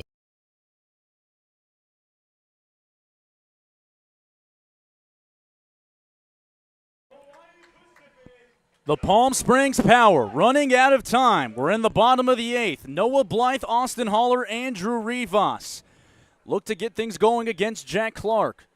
The third pitcher of the game. Blythe squares around to bunt. It's taken outside for a ball. EJ, right now there's two ways you could look at the last couple of innings. You're one, grateful that you were able to get 2 runs. You were basically handed them, but you're also thinking you were handed them without getting a hit. 1-0 pitch to Blythe, taken for a called strike. And from that take from Noah, Steven, it looks like the Power may be taking until they get a strike. And with the free passes that have been administered over the last 2 innings, it makes a lot of sense. 1-1 pitch. Clark goes over his head out of the windup, delivers home, and Blythe is able to foul this back to the screen. And it's 1-2 to the man they call Mr. Power, Noah Blythe tonight. 0 for 2 with an RBI sac fly in the 6th. The Power looking to just give some base runners. The Waves are counting outs. In a game that, if it holds right now, would send shockwaves throughout the CPCL. 1-2 pitch from Clark. Tap down to first base. Keon Sanchez fields it, takes it himself, and there are 5 outs left in game 1. Austin Haller, who's 0 for 2, will come up. He struck out in the first, grounded out to second in the 4th, and was hit by a pitch in the 6th.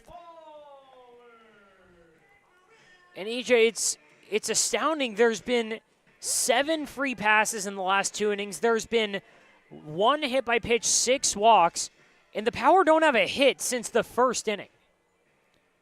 It truly is astounding. You can't talk enough about it and what this pitching staff for San Diego has done tonight. First pitch to Austin Haller is a slider that breaks into the zone at the last second, and it's 0-1. We started off the game, Eli Brown flew out, then it was back-to-back hits. Torque and Reyes had the RBI single. Since then, they haven't been able to get a hit. It's just 2 hits on the game. 0-1 to Haller. Hit on a couple of bounces to Sanchez, who backhands it at short, throws on to first, and gets Haller. 4 outs to go for Palm Springs. Andrew Rivas stepping to the plate. He's had a tough night, 0 for 3, and had the back-breaking double play in the 6th inning when the Power loaded the bases 3 times and only came away with 1 run. The Power tonight have left on 7 runners. And that's the thing. Again, they were handed 2 runs, but it could have been so much more if they could have found a hit. First pitch to Rivas. Catches the outside corner on the breaking ball. Andrew Rivas has reached in every game since being a member of the Power. Would love to extend his streak here and extend this 8th inning. 0-1. Misses outside and low. The count's even. Cody Kashimoto would wait on deck. Game 2 and hopefully 3 tomorrow if the Power aren't able to win are being played at Azusa Pacific tomorrow afternoon. 1-1 pitch to Rivas, and it's another breaking ball that buckles Andrew, and it's 1-2.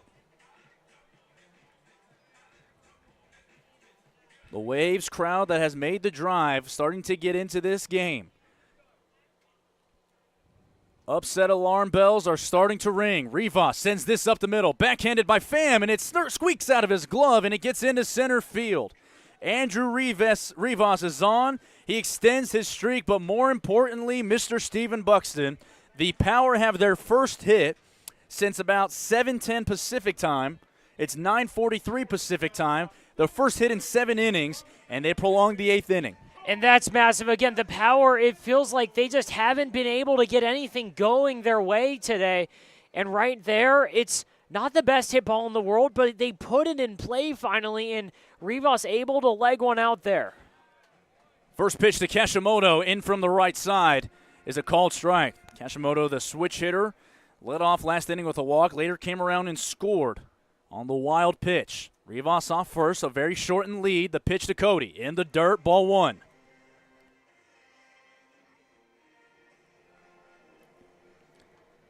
Kashimoto, .395 on the season. Rivas not much of a threat to run at first, especially trailing by 4. The next pitch is also in the dirt. Cody takes it, and he gets ahead 2-1. You thought you might see a pinch hitter for Isaiah Manji. You do have Fred Buxton, who could come into the game, but you would hate to use your backup catcher in Cortez to pinch hit. So Casey Dill not playing that card just yet. The 2-1 pitch to Kashimoto. Inside and high, it's 3-1. Cody Kashimoto, who came to the power after about 10 days had gone by in the season, and since then has been a mainstay and one of the Iron Men in this lineup for Casey Dill. 3-1 pitch, just narrowly catches the inside corner. Clark's able to get back with a fastball. Rivas will be off with the pitch. Sanchez no longer holds him on. A deep infield. Payoff pitch, here it comes. Upstairs, ball 4. Cody Kashimoto works a walk. 2 men on. The tying run going to the on-deck circle in Dalton Thomas. But first things first, Isaiah Manji and his second at-bat will come up. EJ, we've seen Cody Kashimoto bat right-handed a couple times this week, and every single one of those at-bats has been a walk. He scored the first 2 times. Now he's on, and it's a big run. He squares around to bunt, and he pulls it back. Doesn't matter. It's a called strike right down the middle.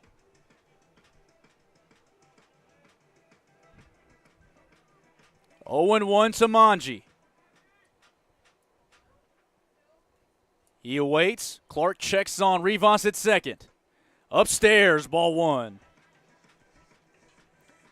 Manji with the 2 striped lines across the handle of his all-black bat, made out of athletic tape, and the yellow batting gloves. A workmanlike look for a workmanlike player. Isaiah Manji waits for the 1-1, and it misses the outside corner, and he takes it for a ball. It's 2-1.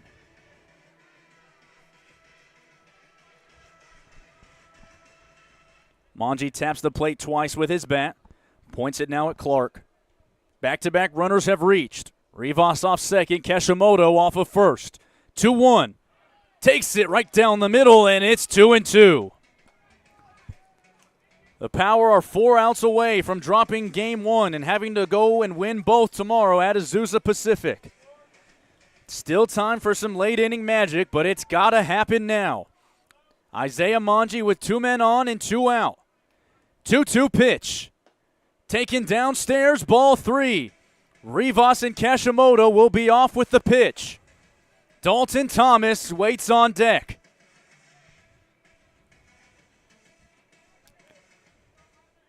Clark comes set at the belt. He checks on Rivas. There go the runners, 3-2. Struck well into left field, but it's right at Elijah Cook. He puts it away, and the Waves escape trouble in the 8th. The Power do not come away with any runs. They're down to their final 3 outs. We'll come back for the top of the 9th with Ish Quintero on the mound when we come back on the Power Baseball Broadcast Network. Hey Power Baseball fans, looking to hit a home run against pests in your home? Rudy's Pest Control is your winning choice. Rudy's Flex 80/90 Pest Control Plan offers effective and affordable protection with just 5 visits a year instead of the usual 12, so you'll have more time to do what you love. Visit rudyspest.com or call 760-746-PEST and declare, heck no, 12's gotta go. Rudy's Pest Control is your home run choice, so get started today. Shopping for car insurance is confusing. Holy cow. Great. Now we have a cow in our kitchen. Why did you say that? Because I don't know what coverage to choose. So just say the State Farm jingle. A State Farm agent can go over all your options with you and help choose coverage that meets your needs. Dude, cow, could you move? Like a good neighbor, State Farm is there.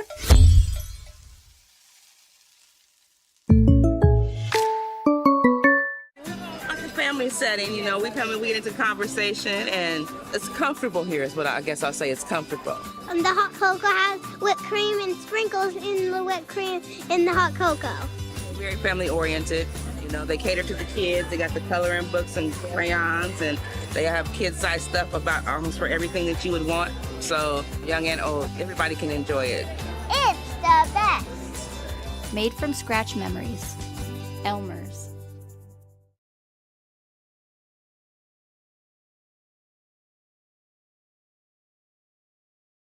We're good. The man of the day for San Diego, Derek Pham, will lead things off in the top of the ninth. He'll be followed by Keon Sanchez and Sam Pease. 7-3 San Diego. The first pitch from Quintero is fouled back to the screen off the bat of Pham. Derek Pham today, 4 for 4, 3 RBIs. He has been a thorn in the side of the pitching staff today for the Power. Quintero's second pitch is a swing and a miss from Pham, and he gets ahead 0-2.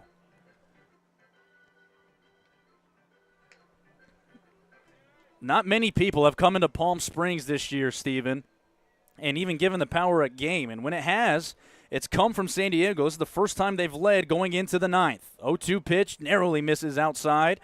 It's 1-2 to the second baseman for San Diego. Same defensive alignment since the fifth inning when Isaiah Manji entered at third base. Boy, he struck that ball to finish off the eighth. 1-2 pitch from Ish. Tapped towards the first base side. Haller thought about a play, and now he'll let it bounce into the stands on the first base side. And Derek Pham stays alive.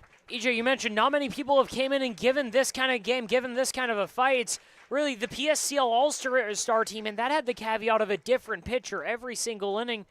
And it was the Inland Valley Bucks. Now the San Diego Waves have been putting it on them. 1-2 pitch. Swung on in, Mish. He got him again. Ish Quintero, back-to-back strikeouts. One to start off this ninth inning. And the first man to put away Derek Pham tonight for the Power. And it's not like this is the first team to hit well against the Power. There have been a couple teams who have put up crooked numbers, who have put up 7, 8, 9 runs. But this is one of the first teams to shut them down offensively. First pitch to the first baseman, Keon Sanchez, is a called ball inside. And this is a completely different game than what they saw against the Bucks because they only have 3 hits in this one. 1-0 pitch to Sanchez is sent into the air in center field. Aiden Torek ranges back, and he makes the play. 2 outs in the top of the ninth. Sam Pease, the catcher, now will step in. Officially 1 for 3 on the day with a pair of strikeouts and a single back in the sixth. He was also thrown out by Noah Blythe in right. What we thought would be a huge play to get the offense going for the Power, and we haven't seen it since. It's just been a dominant pitching performance from the word go for the Waves. First pitch to Pease is inside. It narrowly escapes hitting him. It's 1-0. Easton Maines on deck.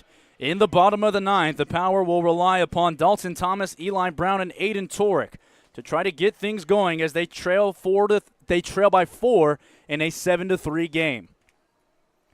Quintero rocks out of the windup, delivers the 1-0.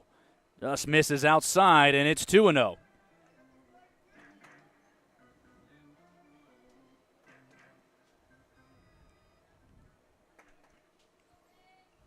Ish back out onto the rubber. Ray is set up on the outside part of the plate. It goes outside, but a little too far out.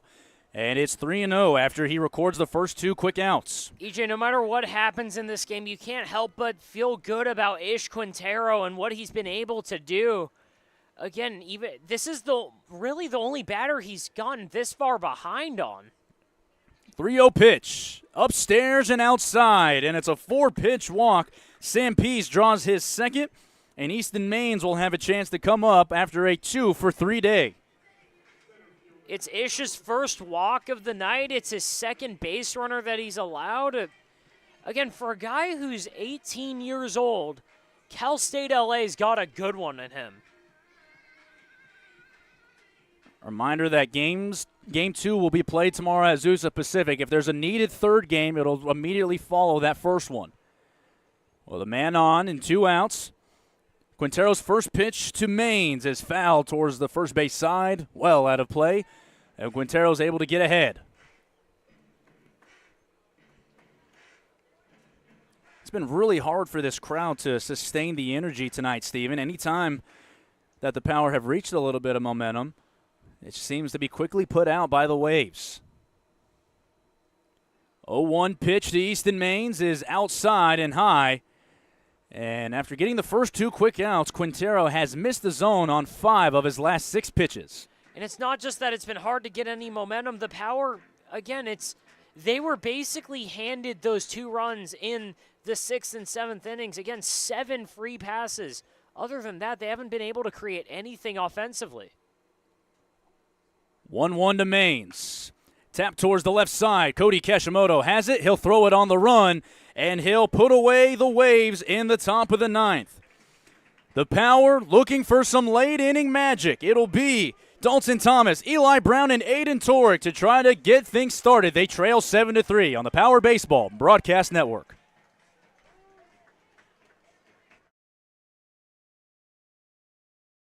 There's something winning in the Agua. Catch all the action at 360 Sports at Agua Caliente Casinos. Watch your favorite teams on our giant wraparound screens. See live scores on the LED sports ticker. Win big with our bar top games and enjoy great twists on bar food favorites. And with 3 premier casino locations, 360 Sports is the ultimate fan experience. For more information, visit aguacalientecasinos.com.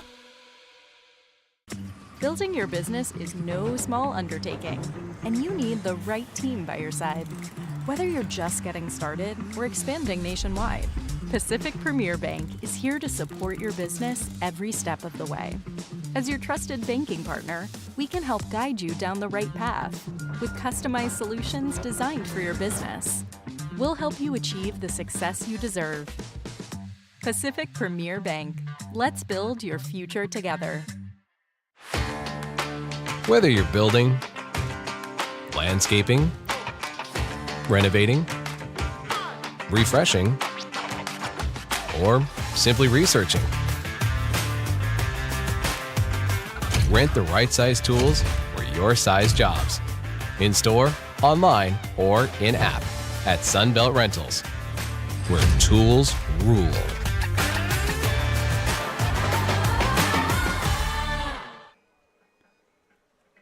Welcome back to the Palm Springs Power matchup between the San Diego Waves and the CPCL.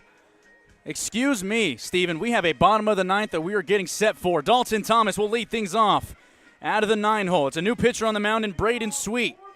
Through 3 innings on Monday in the first game of the doubleheader between these clubs. Gave up 3 runs on 3 hits.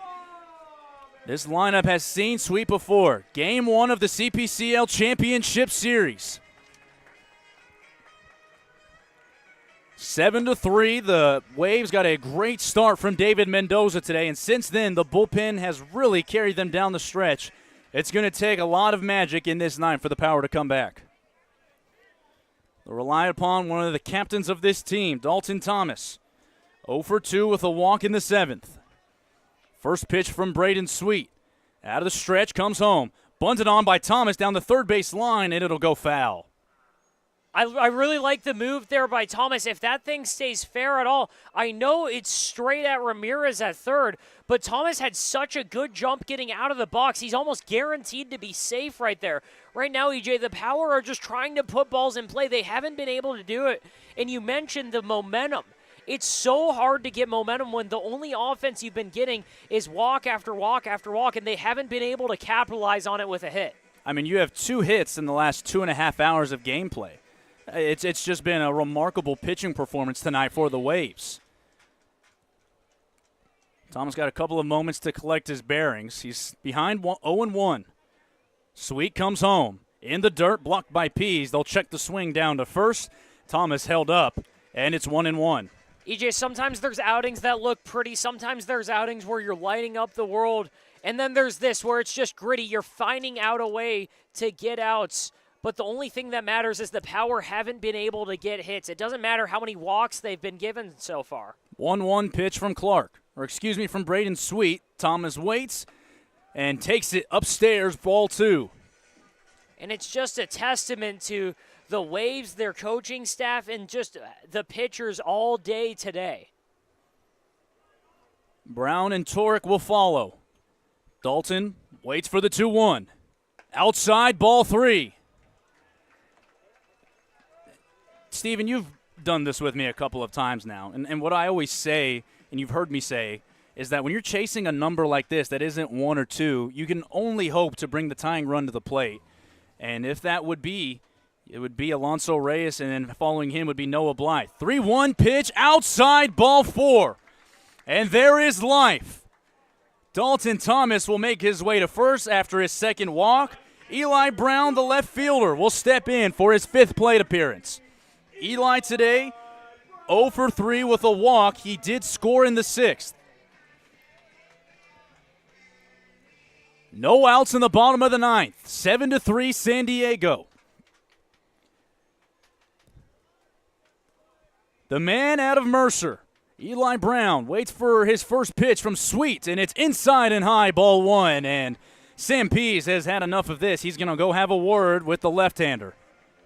I like this meeting right here. Again, there's the chance that you might have been crossed up on signs or anything. You might want to change it up with a runner on, but it's also just give a whole new scouting report, just get something different in the mind. He hasn't been able to find the zone, and you've got a really, really dangerous top of the order coming up, and the Power just desperately need a hit right now. You really get the sense that the floodgates are ready to open, but it's going to take a big hit, Steven.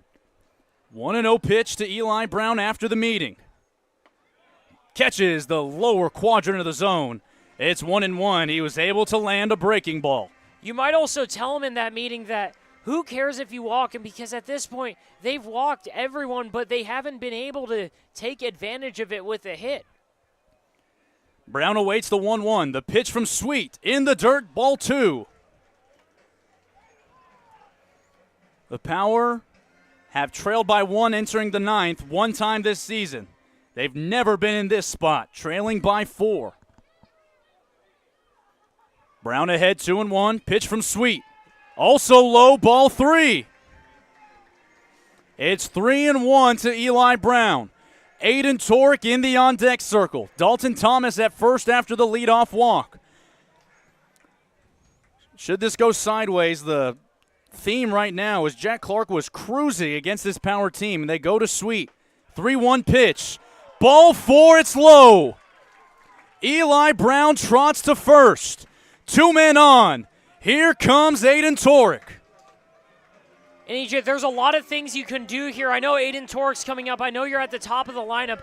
But if you don't like a matchup at all as Casey Dill, you've still got Angel Cortez. You've still got Aiden Perez. There's a lot of guys on that bench you could go to if the Power have a chance and put up a big number this inning. They've gotten it back to the middle of their order. This is Braden Sweet's game. There's nobody in the visiting bullpen. He's set out of the stretch. His first pitch to Aiden Torek is a fastball that's right down the middle. 0-1. Torek today, one of the 3 Power hits. He doubled in the first inning. He's been on the other 3 times, 1 by the hit by pitch, 2 by the walk. 0-1. In the dirt, ball 1. Alonso Reyes is in the on-deck circle. The right part of the order up. The Power have scattered 3 hits across 8+ innings. Can make it all go away with some magic in Palm Springs. The 1-1 pitch to Aiden Torek. Outside and high, ball 2. It's 2-1. The crowd starting to find some life. They've been held silent for most of the evening.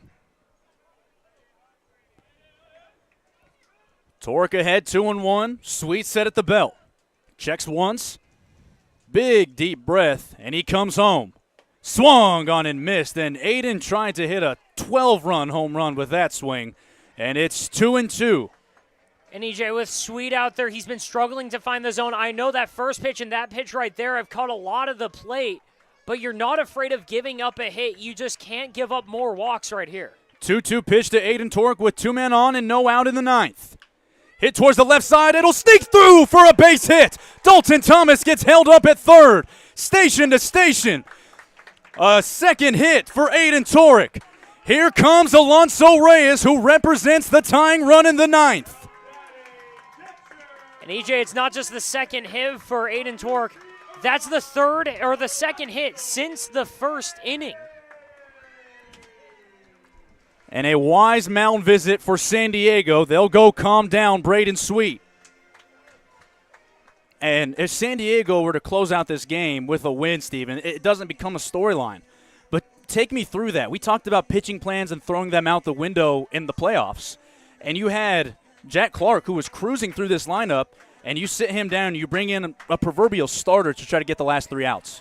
You take out Jack Clark, and again, there's the chance of changing things up. You've got a chance to switch things up and give the power a different look, but it just hurts right now if they're going to mount any momentum once Jack Clark leaves. Right now, again, you're not under all that much pressure. You got a 4-run lead, so barring a home run right here, you should be fine.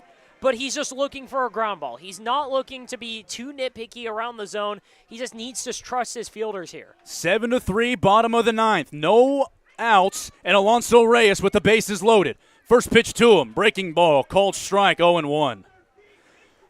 Alonso today 1 for 3, had the RBI single back in the first.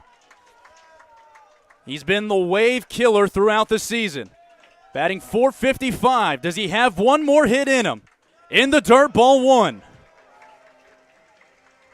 When you take yourself through this moment, Steven, you have to make sure you don't let the moment get too big. Alonso's not a huge power guy. He understands, though, that a base hit goes a long way in flipping the script of this game. 1-1 pitch to Alonso. Just outside, and it's 2-1. And right now, with Sweet out there, who hasn't been able to find it a ton, Sweet, I wonder if he's even going to throw a breaking ball, because if you hang one right there, it could be huge for the power. Reyes in a hitter's count, 2-1. Sweet set, comes home. Sent down the third base side, out of play, and it's even at 2-2. So right now, Alonso Reyes is thinking fastball because, again, Sweet's already hung a few breaking balls, and he is in real trouble here if he does it again. Reyes has seen a couple of fastballs in addition to a couple of breaking balls. Just looking for something he can drive. 2-2. Swung on and missed a huge first out. Alonso Reyes goes down swinging. 2 more bullets left for the power. And EJ, I said you can't hang a breaking ball. That one was a little bit high, but it was so far out of the zone, there's nothing you can do with it right there. As a power fan, you don't imagine the power being down a whole bunch. But if you did, down by 4, Noah Blythe stepping to the plate. Noah today has an RBI sac fly. Other than that, he's 0 for 3. The bases are loaded. 1 out. The pitch from Sweet.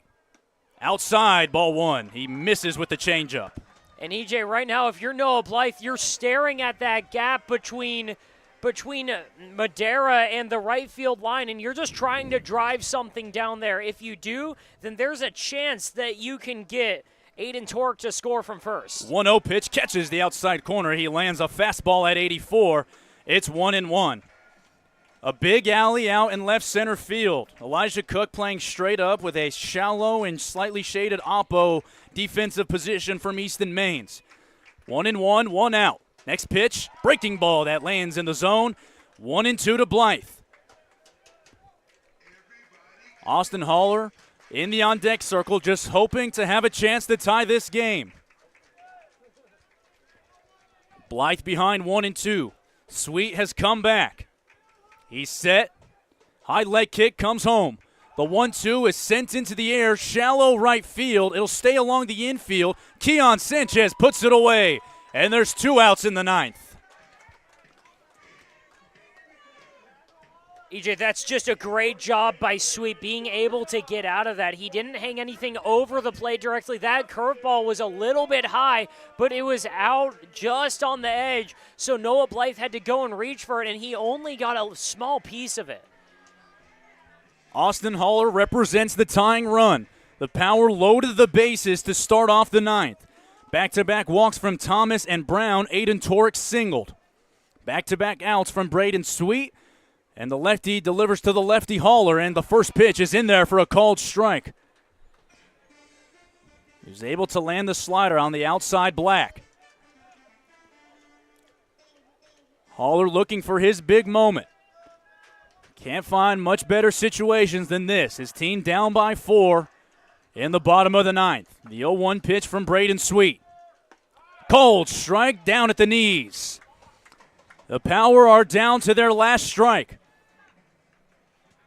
Austin Haller gathers himself, tugs at his batting gloves, and resets. A deep outfield being played now by San Diego. Braden Sweet looking to close the door. 2 deep breaths, comes home. 0-2 pitch in the dirt, ball 1. A long, deep take from Austin Haller, who saw it the entire way through. Haller steps back in. Thomas off third. Brown off second. Torek off of first. 1-2 in the bottom of the 9th. Here it comes. 1-2 pitch misses outside, and Haller's able to spit on the slider and work the count back even.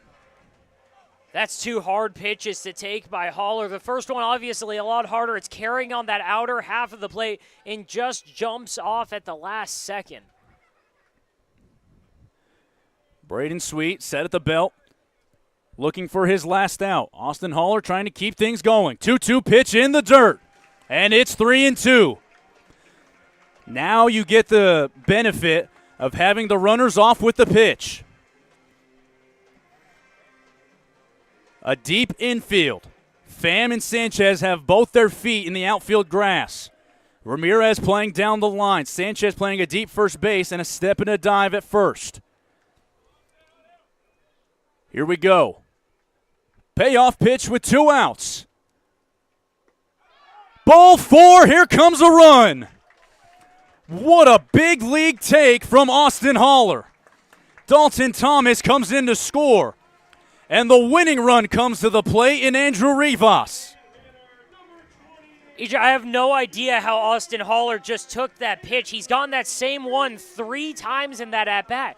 It's a curveball that starts right on the plate and just darts out of it at the last second. It's got more of that slurve movement to it.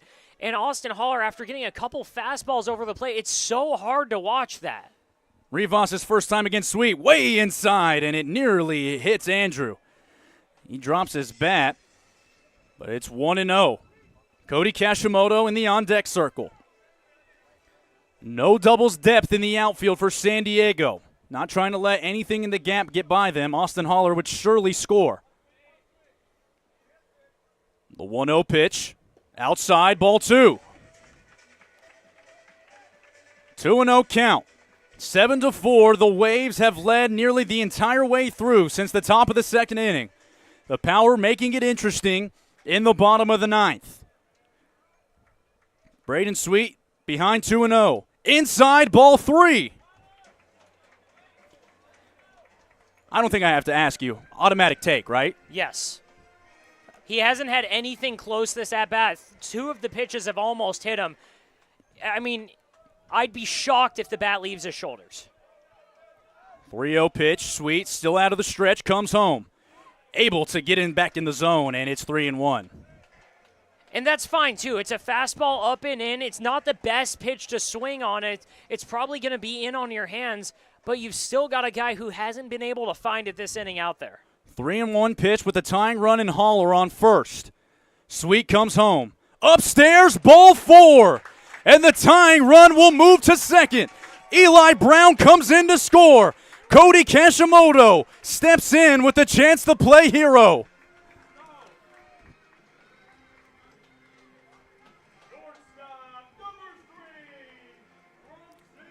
A base hit would surely score Austin Haller. 2 straight, 2-out walks. And we have a pinch hitter at the plate. It will not be Cody Kashimoto. It'll be Angel Cortez, the catcher from California State Northridge, to try and be the man off the bench for Casey Dill.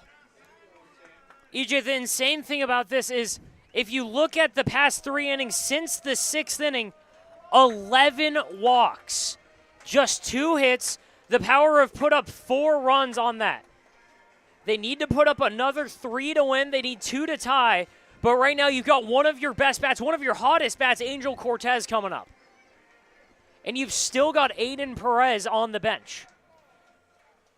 Maybe the thought process here is Cody's taking a lot more at-bats from the left side than the right side. You're able to get a comfortable right-hander in Cortez. Our player of the game last night, he drove in 6. First pitch to him. Catches the outside corner on the slider. It's 0-1. It's not just that, but it's also the Power don't need walks anymore. They need to get hits. And like it or not, Cody Kashimoto's 3 at-bats as a righty this week have all been walks. The 0-1 pitch to Cortez. Outside, ball 1. He spits on a pitch that narrowly missed the outside corner. But the emotions on the field can be felt from up here. Both teams looking to steal Game 1 of the CPCL Championship Series. Angel Cortez with a chance to be the hero in the 9th. 1-1 to him. Inside, ball 2. Isaiah Manji is in the on-deck circle. The Power tonight, 5 runs on 4 hits. My partner, Mr. Buxton, alluding to the free passes that have kept them in this ball game. Sweet set, 2-1. Outside, called, strike 2. And the Power fans not happy, and I don't blame them. I mean, EJ, we've seen some wide calls today. We've seen inside, outside, up and down. That one was a good 1.5 feet off the plate. 2-2, 2 outs. Tying run on second with Haller. Winning run on first with Rivas. Braden Sweet looking for his last out. Angel Cortez at the plate. 2-2 pitch in the dirt. Ball 3. And now a base hit would surely score Austin Haller. Everybody will be off with the pitch. A ball in the gap has a chance to win the game. Man, you gotta love baseball. EJ, this is what you live for right here. And again, it's not an indictment on Cody Kashimoto, but it's a guy who's taken every at-bat from the right side, too. Payoff pitch with 2 outs. Sent down the right field line, out of play. Angel saw a fastball and went after it, and he covered a pitch that was off the plate, but wisely doesn't leave it into the hands of the umpire, and will have to do it again. And EJ, this isn't a spot that we've seen the Power in really all year. We've only seen it a handful of times. They've came through almost every time, and right now it's getting to be interesting. It looked like they were out of it just a couple of innings ago. The Power looking for some Palm Springs magic. Another payoff pitch. Hit towards the right side to second. Derek Pham up with it. On to first, and that'll be the ball game. The San Diego Waves have come into Palm Springs and shocked the CPCL world. They take Game 1 of the CPCL Championship Series. And can you believe it? A Power team that came into tonight 33-1, and they dropped their second game in the postseason and will have to do it the hard way en route to a second straight CPCL championship. EJ, this is what you live for as a baseball player. Again, we said it. Once you get into the dance, nothing matters. You're playing with nothing to lose. This is a team that everyone going into this game is thinking you should be the underdogs. You should have a hard time coming into Palm Springs and beating the Power because almost nobody has this year.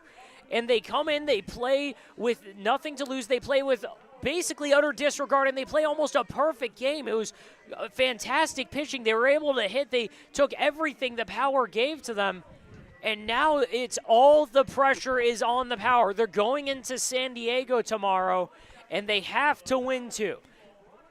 And at the end of the day, I mean, if you want to look at it logistically, you're going to have to win both of those games without your top 2 starting pitchers. You used both of them tonight.